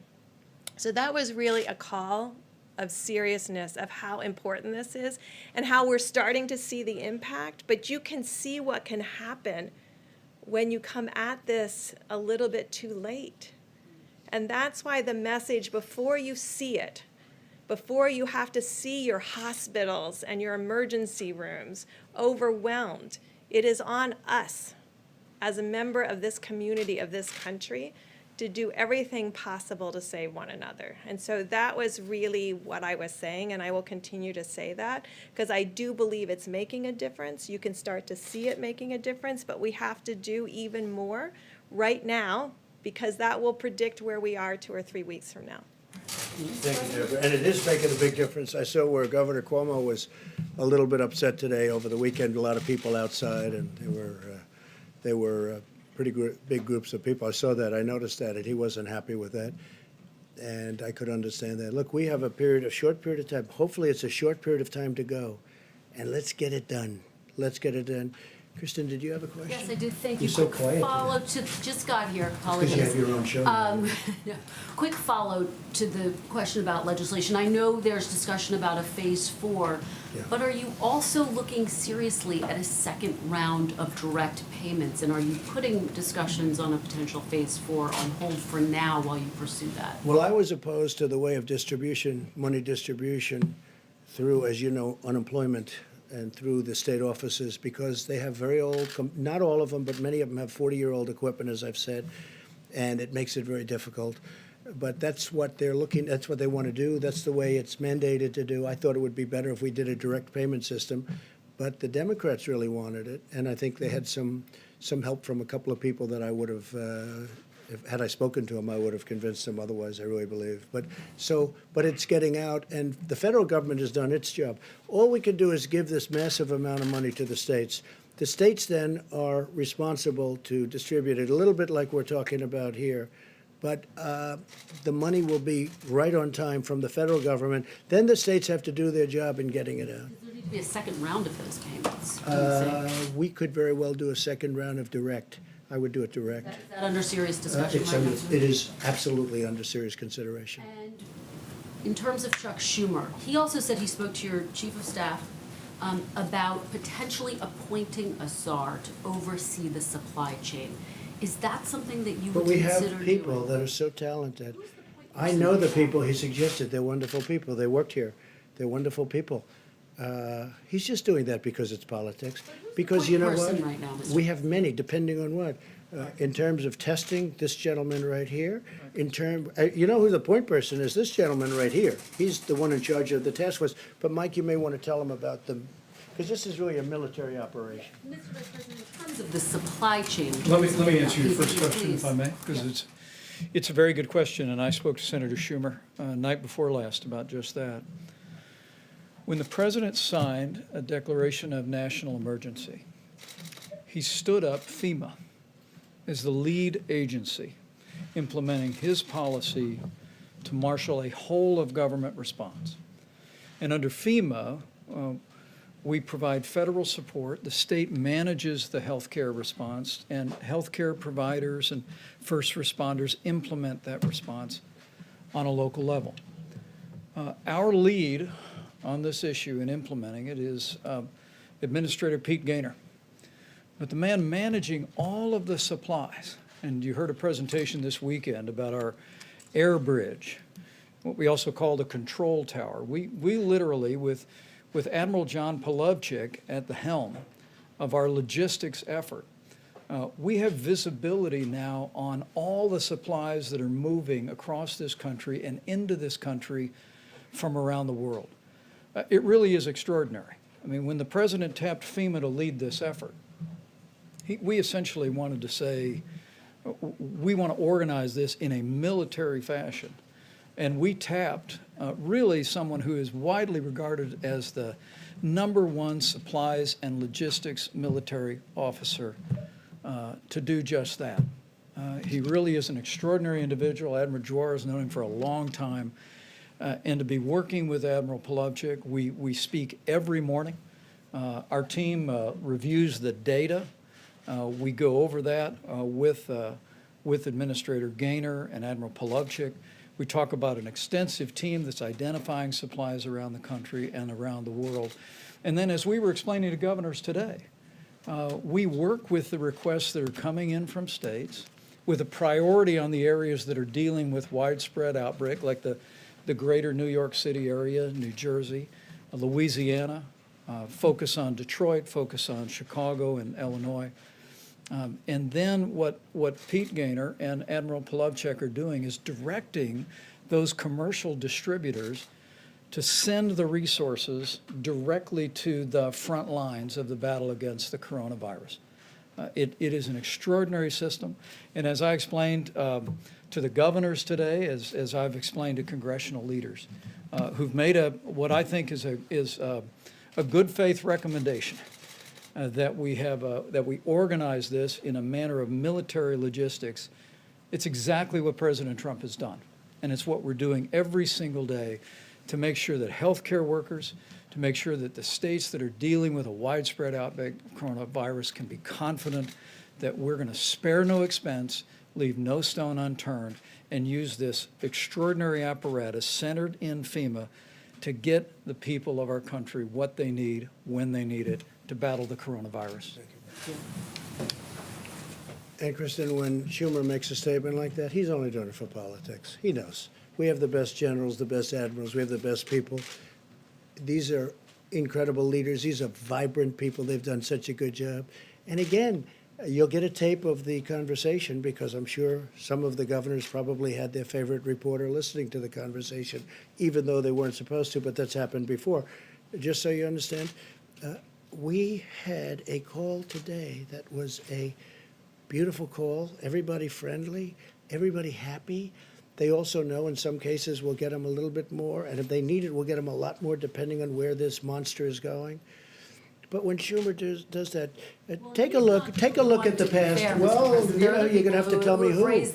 They certainly don't, well, yeah, some Democrats, because they view this as a campaign issue. They want to make Trump look as bad as they can because they want to try and win an election that they shouldn't be allowed to win based on the fact that we have done a great job. We built the greatest economy in the world. I'll do it a second time. We got artificially stopped by a virus that nobody ever thought possible. And we've handled it, and we've built a team, and we've built an apparatus that's been unbelievable. Take a look at the swine flu, right? That's H1N1. Take a look at that. And it's not the other way around, by the way. It's H1N1. You know what I mean by that. Take a look at the swine flu. It was a disaster. 17,000 people died. The other administration, they didn't even know, it was like they didn't even know it was here. And that was peanuts compared to what we have in terms of the power, the magnitude of what we're going through. This is attacking 182 countries simultaneously. So Schumer's just all about politics. I've known him almost all of my adult life. And he's a disgrace. In many ways, he's a disgrace. And he knows it's done. He just wants to do that. But he knows the job we're doing. Everybody's amazed at the job we're doing. And the public is starting to find out. One of the reasons I do these news conferences, because if I didn't, they would believe fake news. And we can't let them believe fake news. They see us up here. They see us with admirals. They see us with this talent. They see the job that Mike Pence has done, which has been an unbelievable job, an unbelievable job. I put him there. I thought he'd do well. He did great as the governor of Indiana, and I thought Mike would do well. He's done much better than well. And he gets along with people, I think, much better than I do. Because I like people being 100. Mike can put up with things that sometimes I say it's amazing that he can put up with it. But he's done an incredible job, and so has the entire team. This is a military operation. And again, we built 2,900 beds in Javits Center. We build medical centers in New York. In Chicago, we built 1,000 beds, much more now, in McCormick Place. That's their big convention hall, the equivalent of Javits Convention Hall. Big McCormick Place, fantastic place. By the way, the mayor of Chicago, at least on the phone, is extremely happy with what we're doing, thanking us, has a great relationship with Mike, thanking us. And I just wish the politicians would say to you what they say to us, really. And it's a good question. Do you have one? Yeah, please. Yes, Mr. And we'll get President, a national security question and then a question about Governor Cuomo. The national security front, to the extent that you can comment on this, your administration is making heavy preparations to move against the cartels in Latin America right now. And could you said Latin America? Yes. Yeah. Could you expand on the reasoning of why now? Are there supply and logistics especially weak? Is it political? Yeah. What's the reasoning? It's a good question. We've moved a tremendous number of boats and ships to the area of, different areas of exactly where you're talking about, because we're tired of drugs pouring into our country from other places. And we're tired of seeing drugs pouring into different parts of Latin America, South America, and just coming into our country. Now we've got them stopped at the border, and they're trying to do it by sea. So we stop them at the border and frankly, with the help of Mexico. Mexico right now has 27,000 soldiers on our southern border. They never had any soldiers. They're doing that because I've asked them to do it. That's the only reason they're doing it. They have 27,000 soldiers. So now they're trying to bring it in by boat and by ship, the drug lords and the people doing drugs and trying to destroy our country from inside with drugs. And we're hitting them very, very hard. And that's why we're doing it. Activities that U.S. assets are targeting, or Say it? is it beyond narcotics? Are there other illicit activities that Well, U.S. assets are there are targeting? the activities of human trafficking, and especially with respect to women. As you know, proportionally, it's mostly women. And it's a horrible thing. It's a horrible thing. And there's never been a time like it.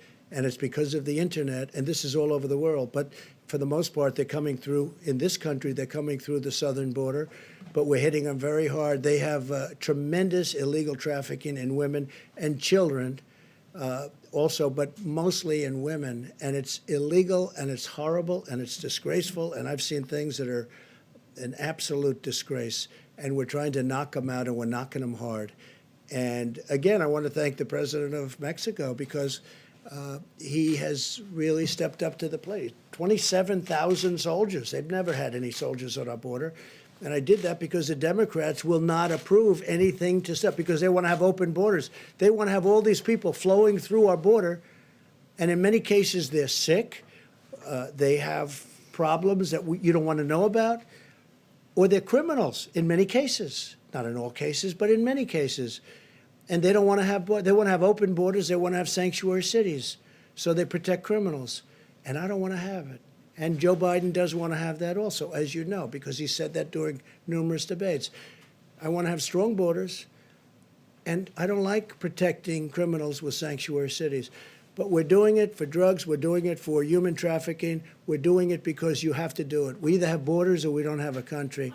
All right, go ahead. Why did he Mr. President, on the question of antibody testing, which is FDA approved now but not widely available yet, I know the Admiral said by May you expect to have millions available. How are you going to prioritize who's going to get the antibody tests, and what is that going to show you? Do you think that's going to be immunity? I mean, I have an answer, but I'd rather have the Admiral answer that. So let me clarify, and I know you probably understand this, is the antibody test does not tell you if you have the active virus in your nose. If you're positive for the antibody, it strongly implies, it means that you have had the virus before.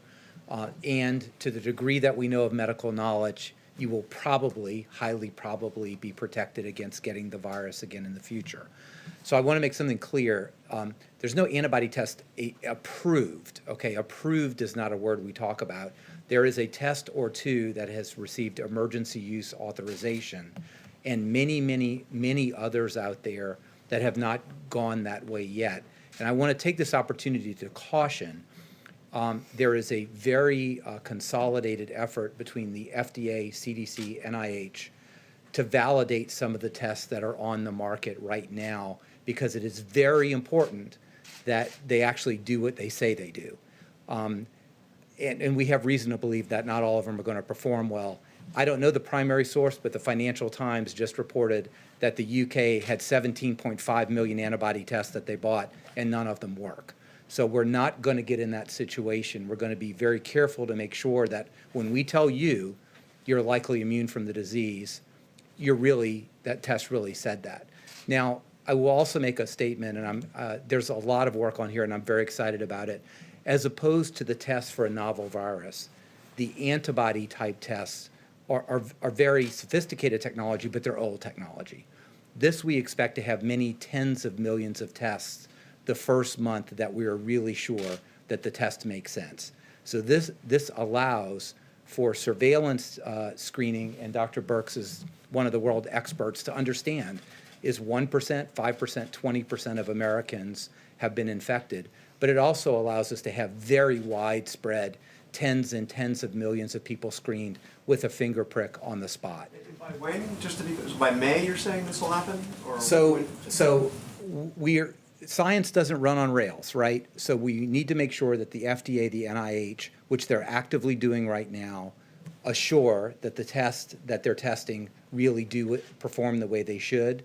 And if things work out the way we believe they will, we will have millions on the market by May in a sophisticated way, in a prospective way, that we get the surveillance we need.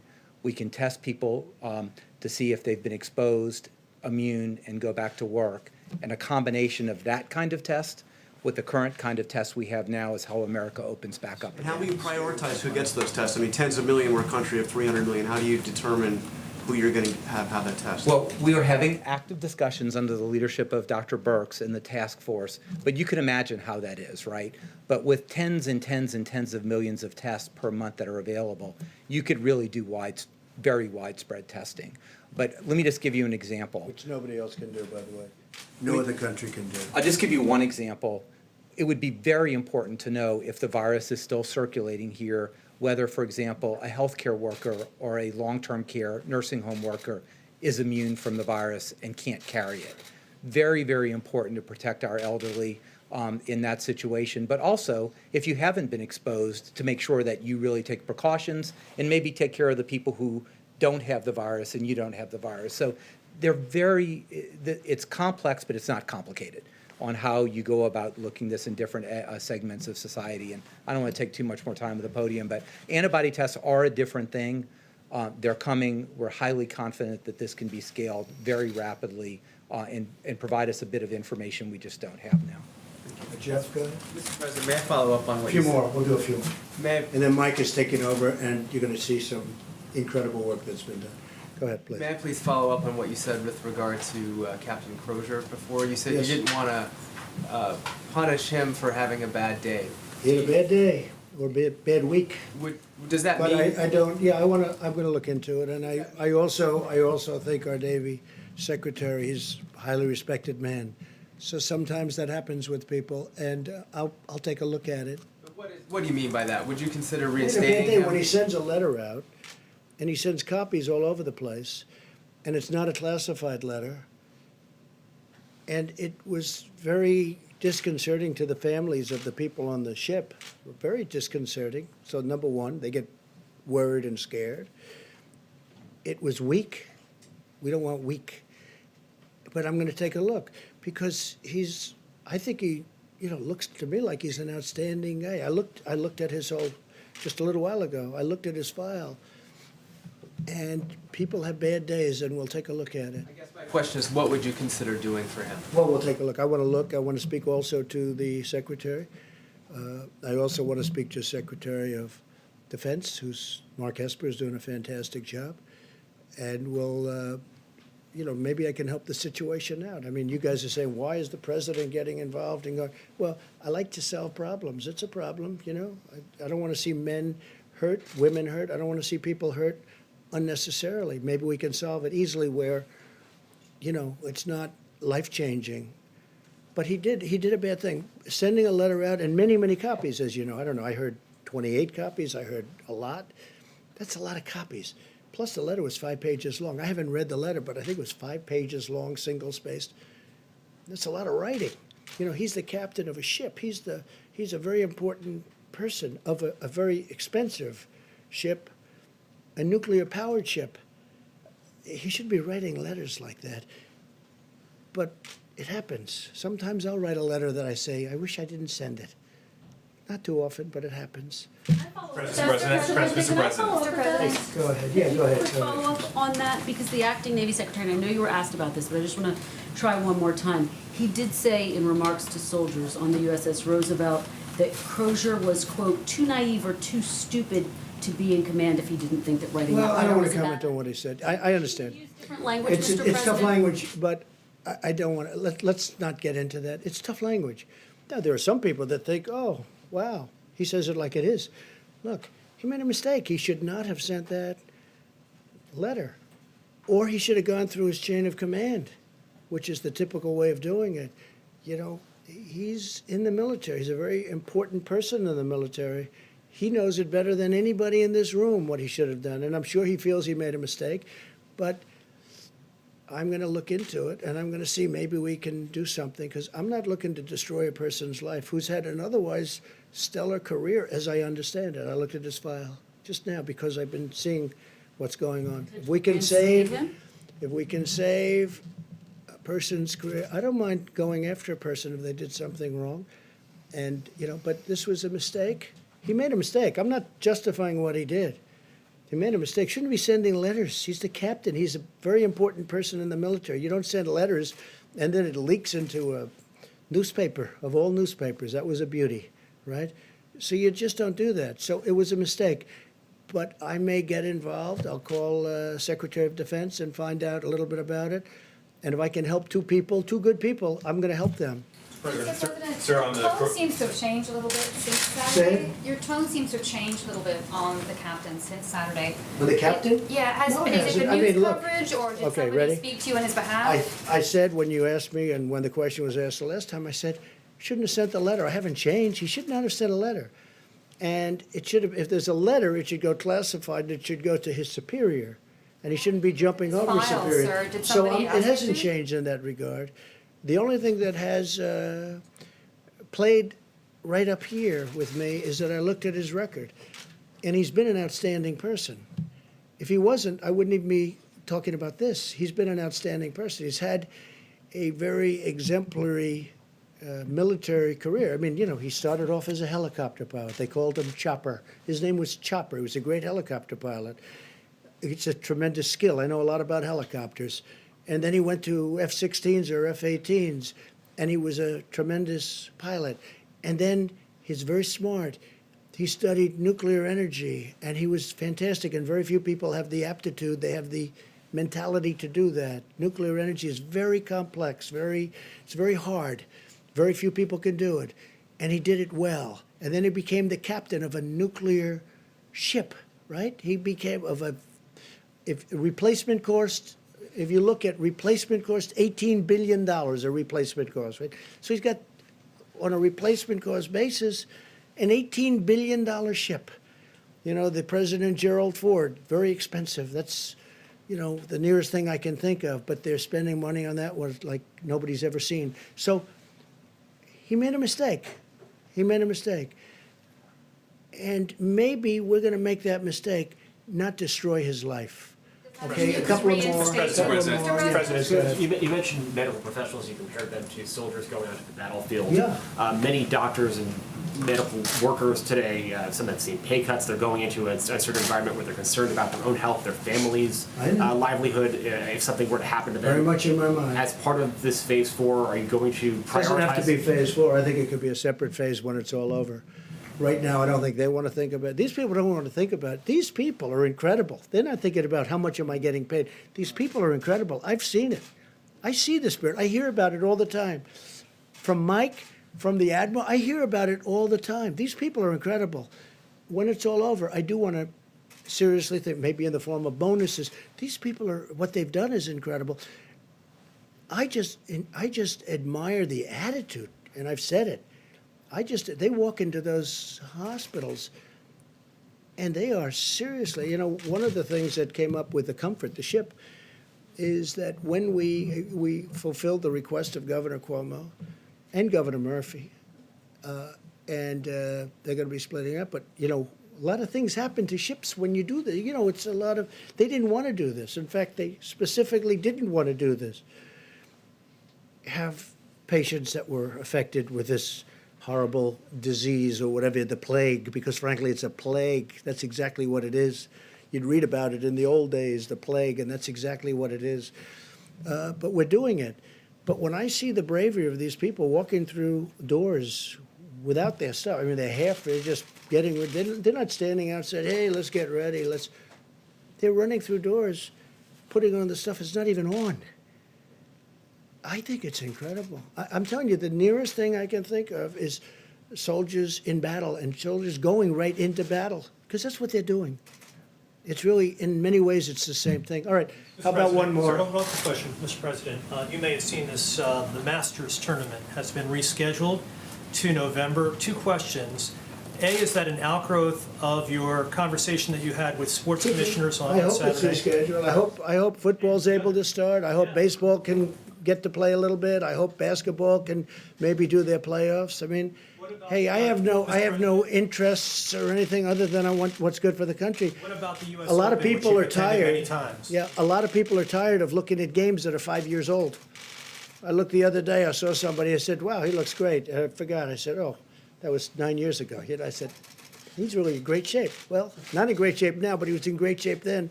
It was 9 years ago. You know, you get tired of looking at 9-year-old baseball games and playoff games that took place 12 years ago. I don't have much time to do that, frankly, but that's what people are doing. And they want to see sports. Sports are a great thing for this country. And I hope football can start. And I told them, I think you might be able to. They may very well be able to. I hope they can start. And I hope they can start with people in the stands. You know, we're not going to be separated. You have seats. Those seats are meant for people to sit next to each other. And when this virus is gone, people are going to be sitting next to each other, and just for the restaurant industry, so they understand when the virus is gone, people are going to be sitting next to each other. One man said, I have a 200-seat restaurant. It's been great. But if I go by these rules, this 200 seats goes down to 60. I said, no. You have a 200-seat restaurant. That's what you have. But we have to wait till the virus goes away. It wouldn't even do well at 60. Frankly, there's a warmth to it also. There's a warmth. But not when we have the virus in the air. Well, ladies and gentlemen, thank you very much. So I'm going to let our Vice President take over. He's got some really interesting numbers, statistics. And I want to thank the Admiral. I want to thank Tony and Deborah and everybody else. I want to thank everybody that's working. And I really do. I see a lot of tremendous things happen. The therapeutics, the call I had today was one of the most exciting calls I've had in a long time. And again, I want to wish my best to the UK and the family of Boris Johnson. And we just hope he's going to be okay because he's a fine guy. Thank you very much, everybody. Thank you. Thank you. Thank you, Mr. President. A few updates on the activity of the White House Coronavirus Task Force. Then I'm going to ask Dr. Birx to speak about what we're seeing in the numbers. We know we are at the beginning of what's going to be a very tough week in America. But as Dr. Birx will reflect, because the American people have been embracing social distancing, putting into practice the advice of state and local leaders and the President's coronavirus guidelines for our country. As Dr. Birx will describe, we are not only seeing remarkable progress in Washington State and in California, where the numbers remain low and steady. That's a great tribute to the people of both of those states and to all of their dedicated healthcare workers. But we're also beginning to see a leveling just at the very beginning. And she'll reflect on those in just a few moments. A couple of quick updates. At the present moment, the President has approved 50 major disaster declarations, and we'll likely be issuing a disaster declaration for the state of Minnesota before the end of the day. We've distributed more than $4.1 billion to states, and right after our incredible healthcare workers, we couldn't be more proud of more than 21,000 National Guard that have been activated and are working in states all across the country. During my conference call today, I learned that Governor Brian Kemp is actually using the Georgia National Guard to sanitize and clean up nursing homes. But National Guard are being deployed in a variety of ways all across the country, and to them and to the families of all these citizen soldiers, you have our admiration and our respect. As the President mentioned, our focus remains on the New York metro area, New Jersey, Louisiana, and then Michigan and Illinois. We're watching every area of the country, but those are the priorities today. And in that spirit, I spoke today, as the President did, with Governor Cuomo of New York. The President made the decision to open up the USNS Comfort to COVID patients. And he also informed the governor of New Jersey that we would be taking New Jersey COVID patients. So now there will be two facilities, one at the Javits Center that's all COVID, and in the USNS Comfort that will be managing COVID patients. At the present moment, by this evening, there will be 2,179 medical, military personnel in New York City.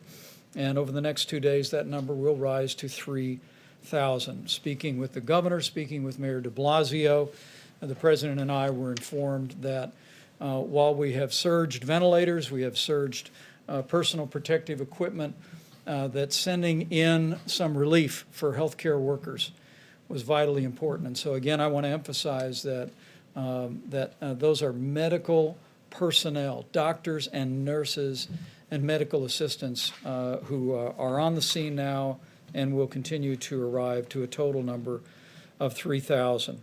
I spoke to Governor Phil Murphy of New Jersey. New Jersey is very much in the forefront of the coronavirus in America today. We want I want to commend the governor for his extraordinary leadership in the state.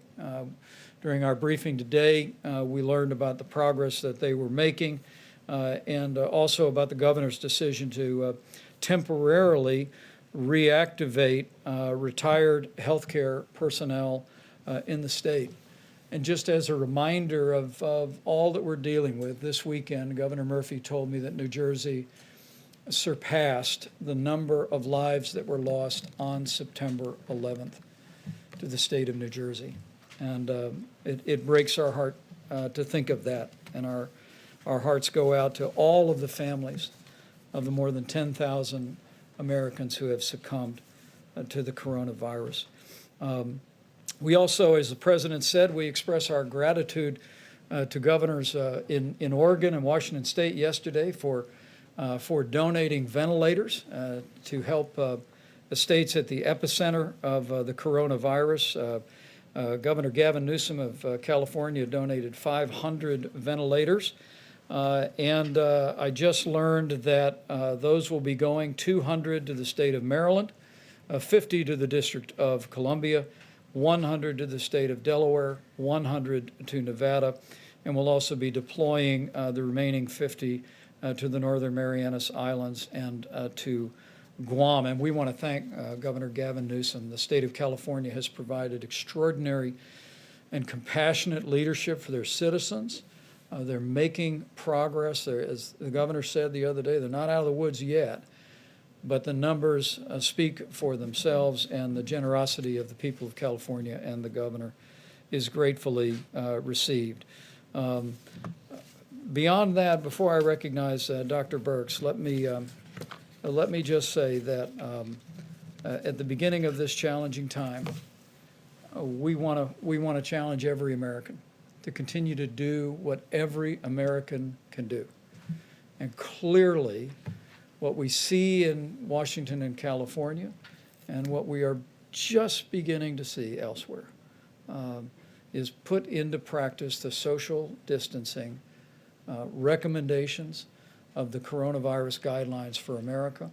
Listen to your state and local authorities. We really do believe that while this will be a week of heartache, it also is a week of hope. And as we see some of the cases beginning to level just for a day or two, it is our hope that what we have seen begin in the greater New York area and even in Louisiana and elsewhere will become a trend. But it only becomes a trend if every one of us continues to take ownership and continues to do our part for this 30 days to slow the spread. With that, I'll recognize Dr. Birx for the latest data, and then we'll take questions. Thank you, Mr. Vice President. I think you heard very clearly our concern in the New York, New Jersey metro areas. This also includes Connecticut and Long Island. As we talked about, we did see a significant increase in Sussex County over the weekend. The weekend numbers are always difficult. I want to be clear on that because sometimes case reporting is not as accurate over the weekend. So we'll be watching very closely today's numbers and Tuesday's numbers. We're also very course focused on the New Orleans metro area, and that includes the 3 parishes of Jefferson, St. John's the Baptist, and New Orleans proper, and of course the Detroit area, which is Oakland and Wayne. As we mentioned before, we're continuing to track very closely out of concerns of it potentially reaching logarithmic phase in the Chicago metro area, the Boston metro area, the DC and Baltimore metro area, Indianapolis, the Denver area, and 2 regions of Pennsylvania, Philadelphia, and the Pittsburgh area, as well as Dallas and Houston in the Texas area. I had a very encouraging call because we also don't want to miss anything. Remember, I showed you a lot of states were very much under 25 and 50 cases per 100,000. There were a few standouts that we were concerned about, which was Vermont, New Hampshire, Idaho, and Montana. We had excellent calls today with their health commissioners, and they're they're on top of the situation. These were micro outbreaks that occurred due to ski events and weddings and nursing homes, and they were able to describe in critical detail the incidents and how they're tracking and tracing. So they are still doing full contact tracing through those areas, and I just want to applaud both a rural and metro problem, and I really want to applaud how many of the states that may have smaller populations are approaching this. That gives us encouragement of how we can talk about beginning surveillance activities at the same time we're following these very clear outbreaks and ensuring that there's full supplies based on the very granular data that we're utilizing. And I just want to thank the mayors and governors who get us that granular data and allows us to make these deep interpretations across all of the United States. We know each governor is concerned about their areas, but these metro areas cover different areas. So the Philadelphia area also includes southern New Jersey and Delaware, and so we have to really look at things very much as both the metro and the communities that surround those metros. And so all of those people, we ask you again throughout the United States to follow these very clear guidance. I want to just recognize both HHS, and you heard about the work that Admiral Giroir is doing, the work that Dr. Hahn and Administrator Seema Verma are doing, and also Administrator Engels in the work of HRSA to really ensure that our federally funded clinics are actively engaged in all of these aspects. But I also want to recognize the military, the medical corps, the nursing corps, and the medical subspecialty corps. These were my brothers and sisters for 29 years. It is highly unusual for the active force to be called into a domestic situation. I think that shows you how seriously we're taking this at the federal government level. In my 29 years in the military, I was never deployed domestically. So this is showing you how serious of an event we take this. If the military is deploying domestically, it is another reason for every American to be following these guidelines. Finally, CDC quietly launched a new website. It's, if you go to cdc.gov and you go to COVID-19, you can find their surveillance data. This surveillance data is bringing together our influenza-like illnesses with their syndromic management databases so that you can track the respiratory disease across the United States. The states are used to using this system. It's in emergency rooms, it's in hospitals, it's in doctors' offices, and it gives you insight, and you can see very clearly influenza A peak. You can see the influenza B peak, and now you can start to see the respiratory disease from this current outbreak. These are the systems that exist within the United States that will be strengthened in order for us to do comprehensive surveillance. So I just want to assure the American people, while we're working on these outbreaks, we're also working on bringing new systems together that have a comprehensive look across the country, building on the strong work of CDC as a public health institution, so that we can work county by county, community by community, state by state, to really understand where this virus is and where it will be, but also as an early alert for us in the future. So I just want to assure the American people that as we're working on the crisis of today, we're looking to the future to ensure we have the systems in place to bring those early alert systems together while we work on the antibody testing and while we work on continuing spreading and increasing the diagnostic capabilities that you see presented here.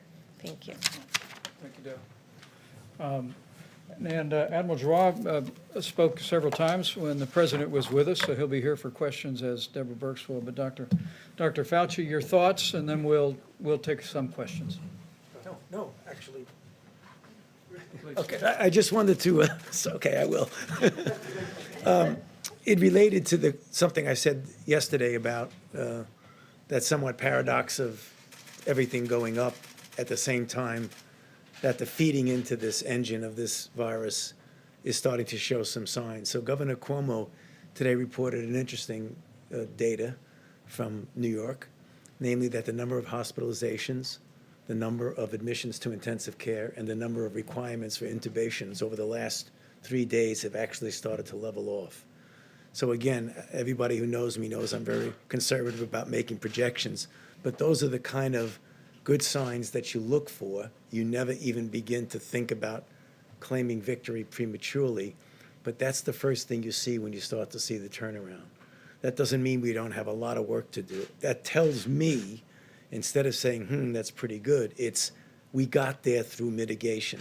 We cut off the stream of people who ultimately required hospitalization, required intubation, required all of the kinds of extreme methods. So we just got to realize that this is an indication, despite all the suffering and the death that has occurred, that what we have been doing has been working. So the call that I say every time I get to this podium is just keep it up, because this is going to get us out of it. This is our best and only great public health tool. And are we starting to see that across many states? We're seeing the level of hospitalizations and deaths is lower than what we anticipated. Well, you're going to see it most dramatically, John, in a place like New York, where you see it goes up and peak, and then it will hopefully, and I think it will, come down. When you have places like Seattle, which and Washington State, who did a really good job from the beginning, it never really did that. So they were able to keep it down. And on the charts that Dr. Birx showed, when you saw California and Washington State, they were fortunate, they did a good job, that it never really got out of hand.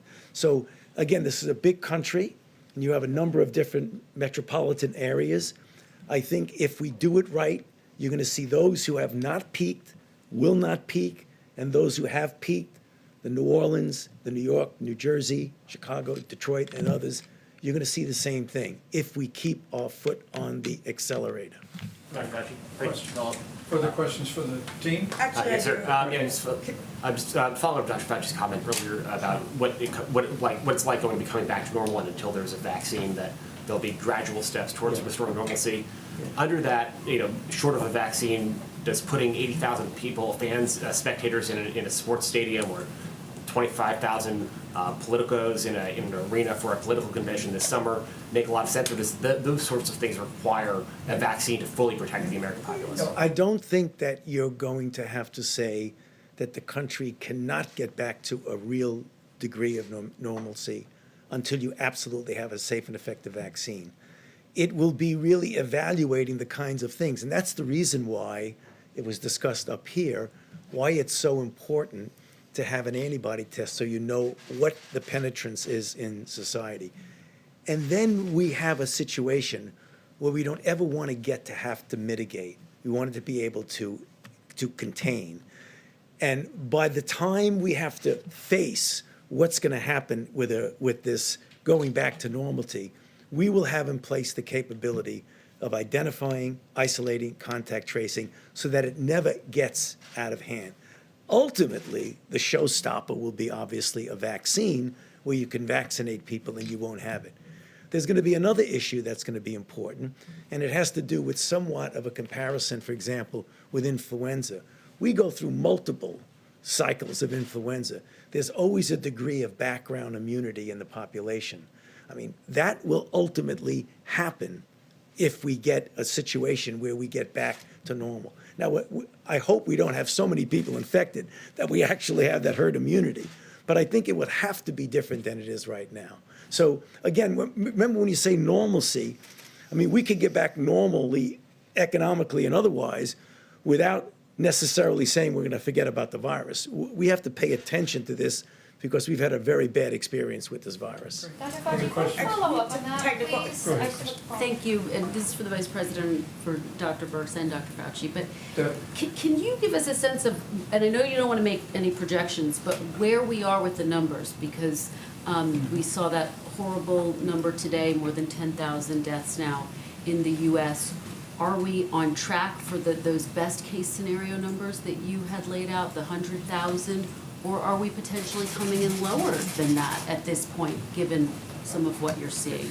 It just gives me an opportunity to thank and respect the modelers who have really worked on this, because there's a large number of them have worked very hard and done a lot of predictions. And what we did is we did predictions of predictions. We like to integrate data, and so that's where you come up with these numbers. I think Dr. Fauci and I both strongly believe that if we work as hard as we can over the next several weeks, that we will see potential to go under the numbers that were predicted by the models. And I think that is really two things. It is the extraordinary compliance of the American people and the diligence that they have mitigated with. Because remember, we are doing this strictly by behavior change.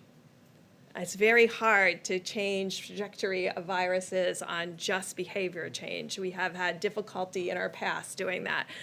So that's what we're doing, and that's what the American people are doing. But the other side of that is the incredible insights that Washington State and others are providing on how to better care for the patients in the hospital. And so those two pieces are coming together that could have a dramatic impact on the predictions of the mortality from this disease.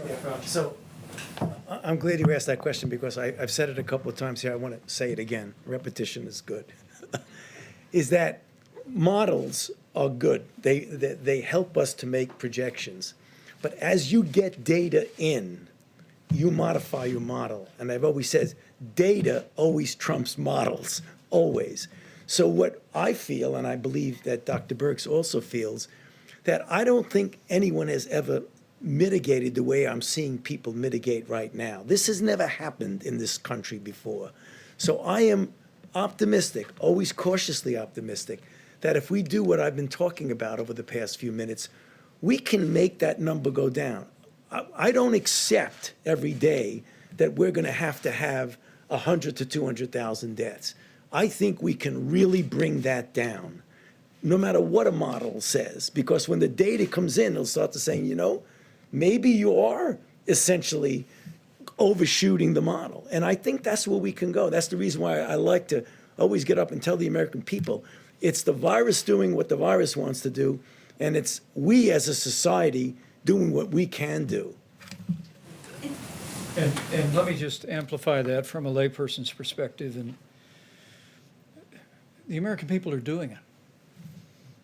I mean, the initial data, what we've seen in California and Washington, support the fact that the American people are doing these things, which is nothing short of loving your neighbor.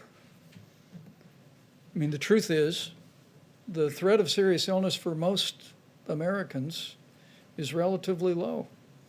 But the threat of serious illness for seniors with underlying health conditions or anyone with an immunodeficiency is very high. And when we see Americans putting these principles into practice the way you all have been, it really means you're considering others more important than yourself. And I have to tell you, for the president, for me, for all of us, it's deeply inspiring.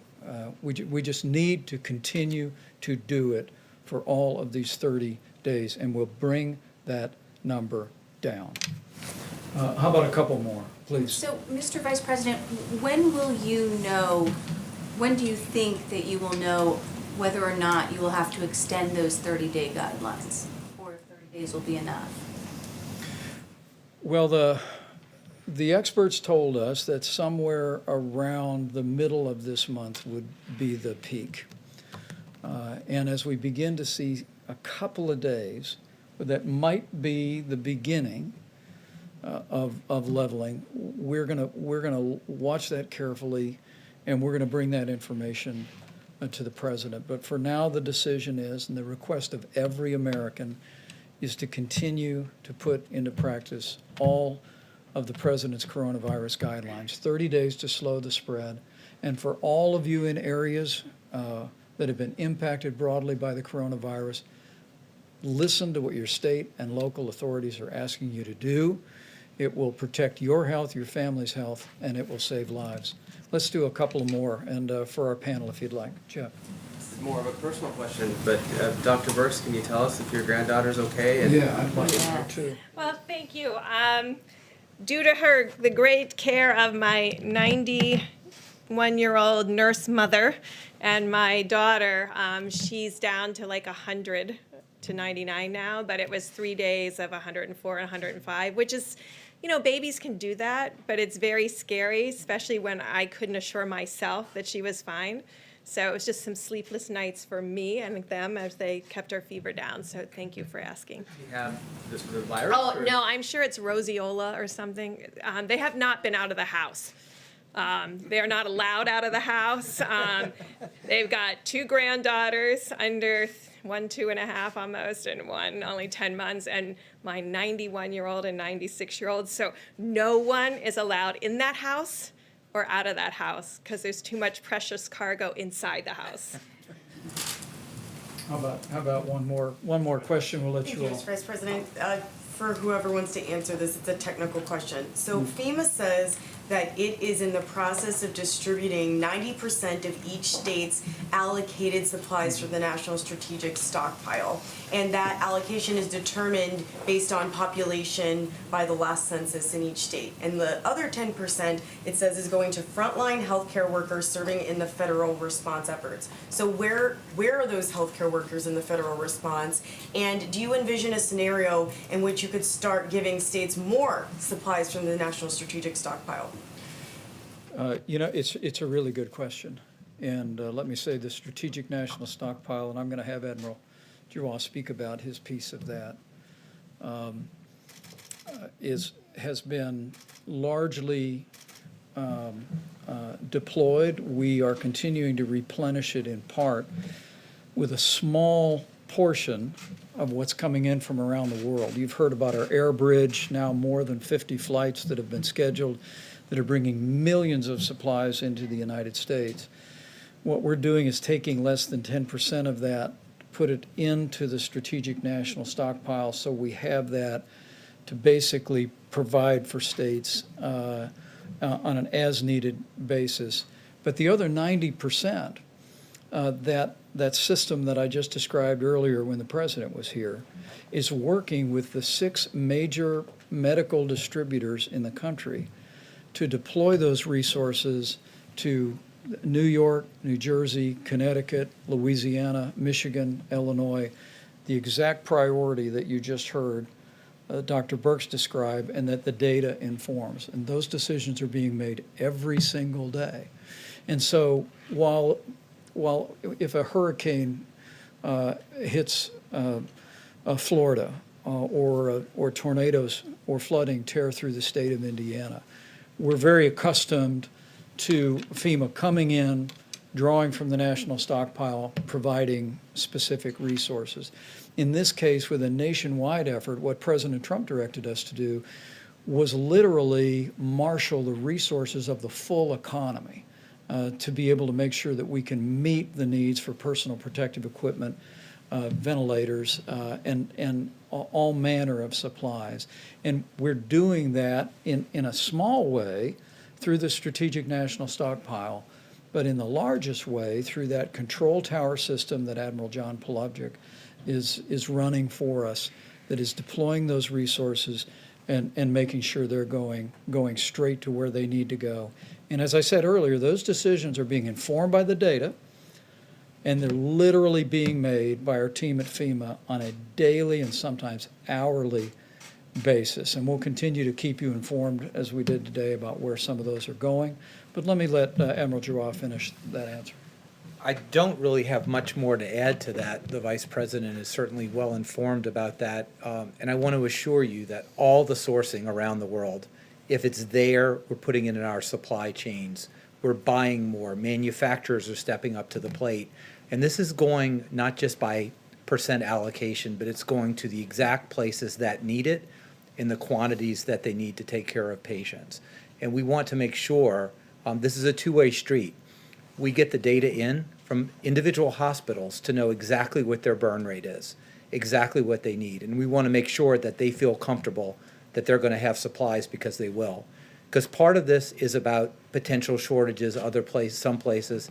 Most of it's about a fear of a shortage.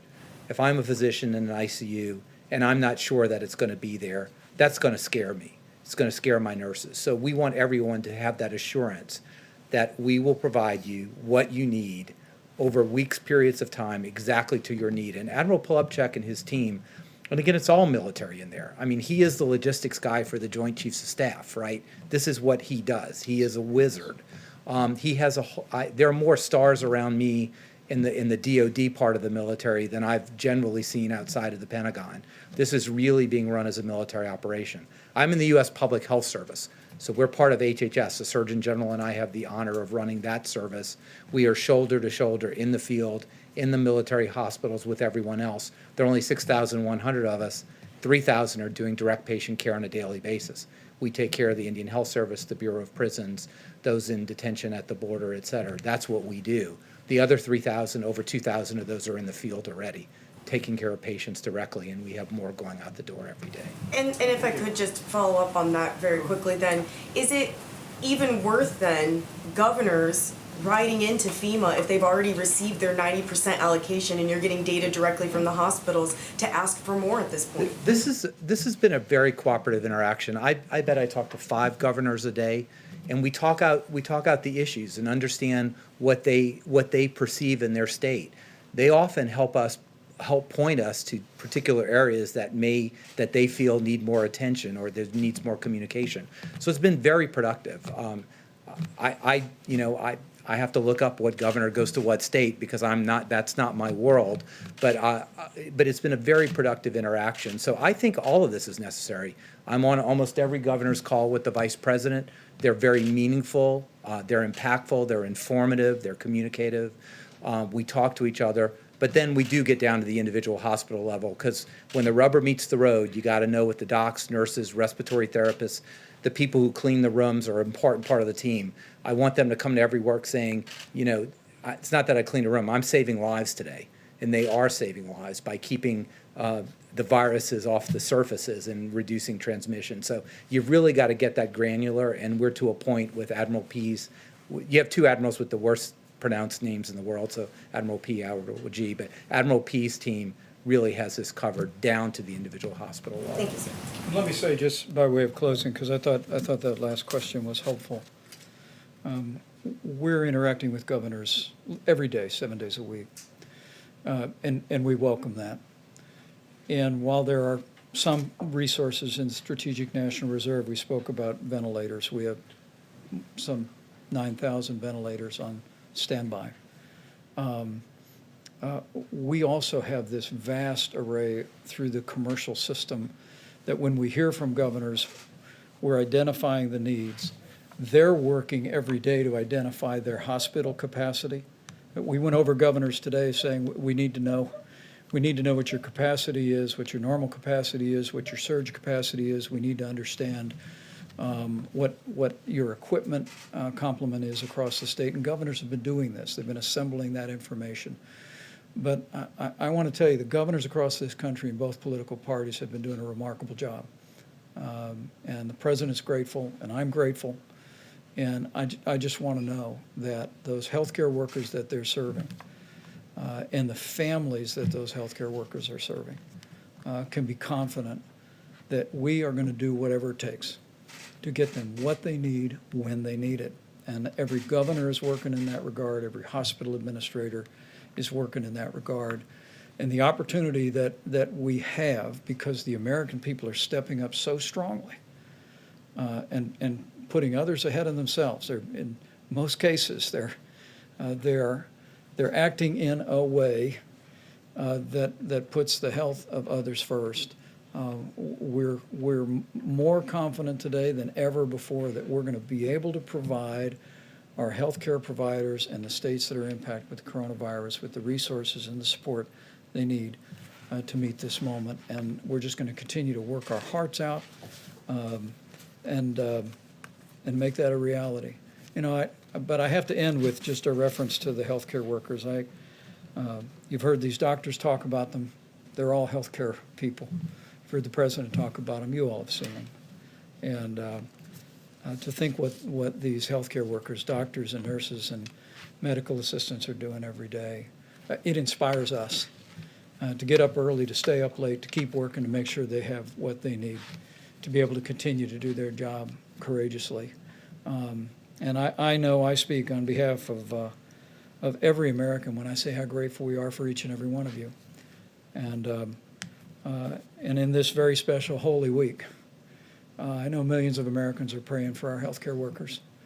I saw a picture that I sent out last night on Twitter. It was an article about a series of cities where doctors and nurses had paused to pray for the patients and the families that they were ministering to. And I just want to say to all those healthcare workers, I know there is a chorus of prayer going up every day for all of you. And with your continued courageous service and with God's help, we'll get through this. And we'll get through it together. Thank you all.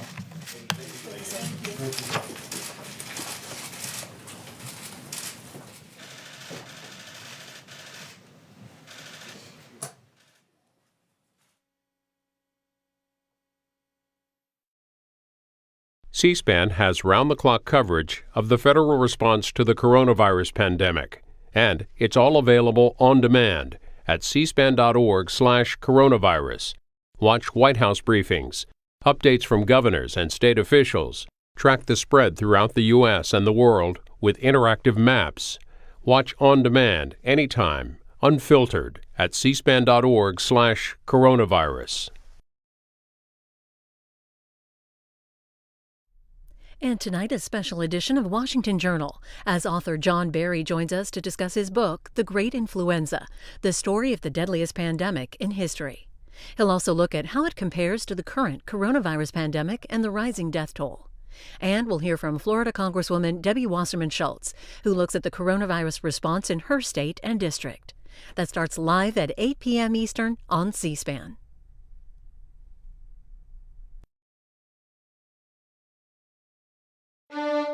C-SPAN's Washington Journal, live every day, with news and policy issues that impact you. Coming up Tuesday morning.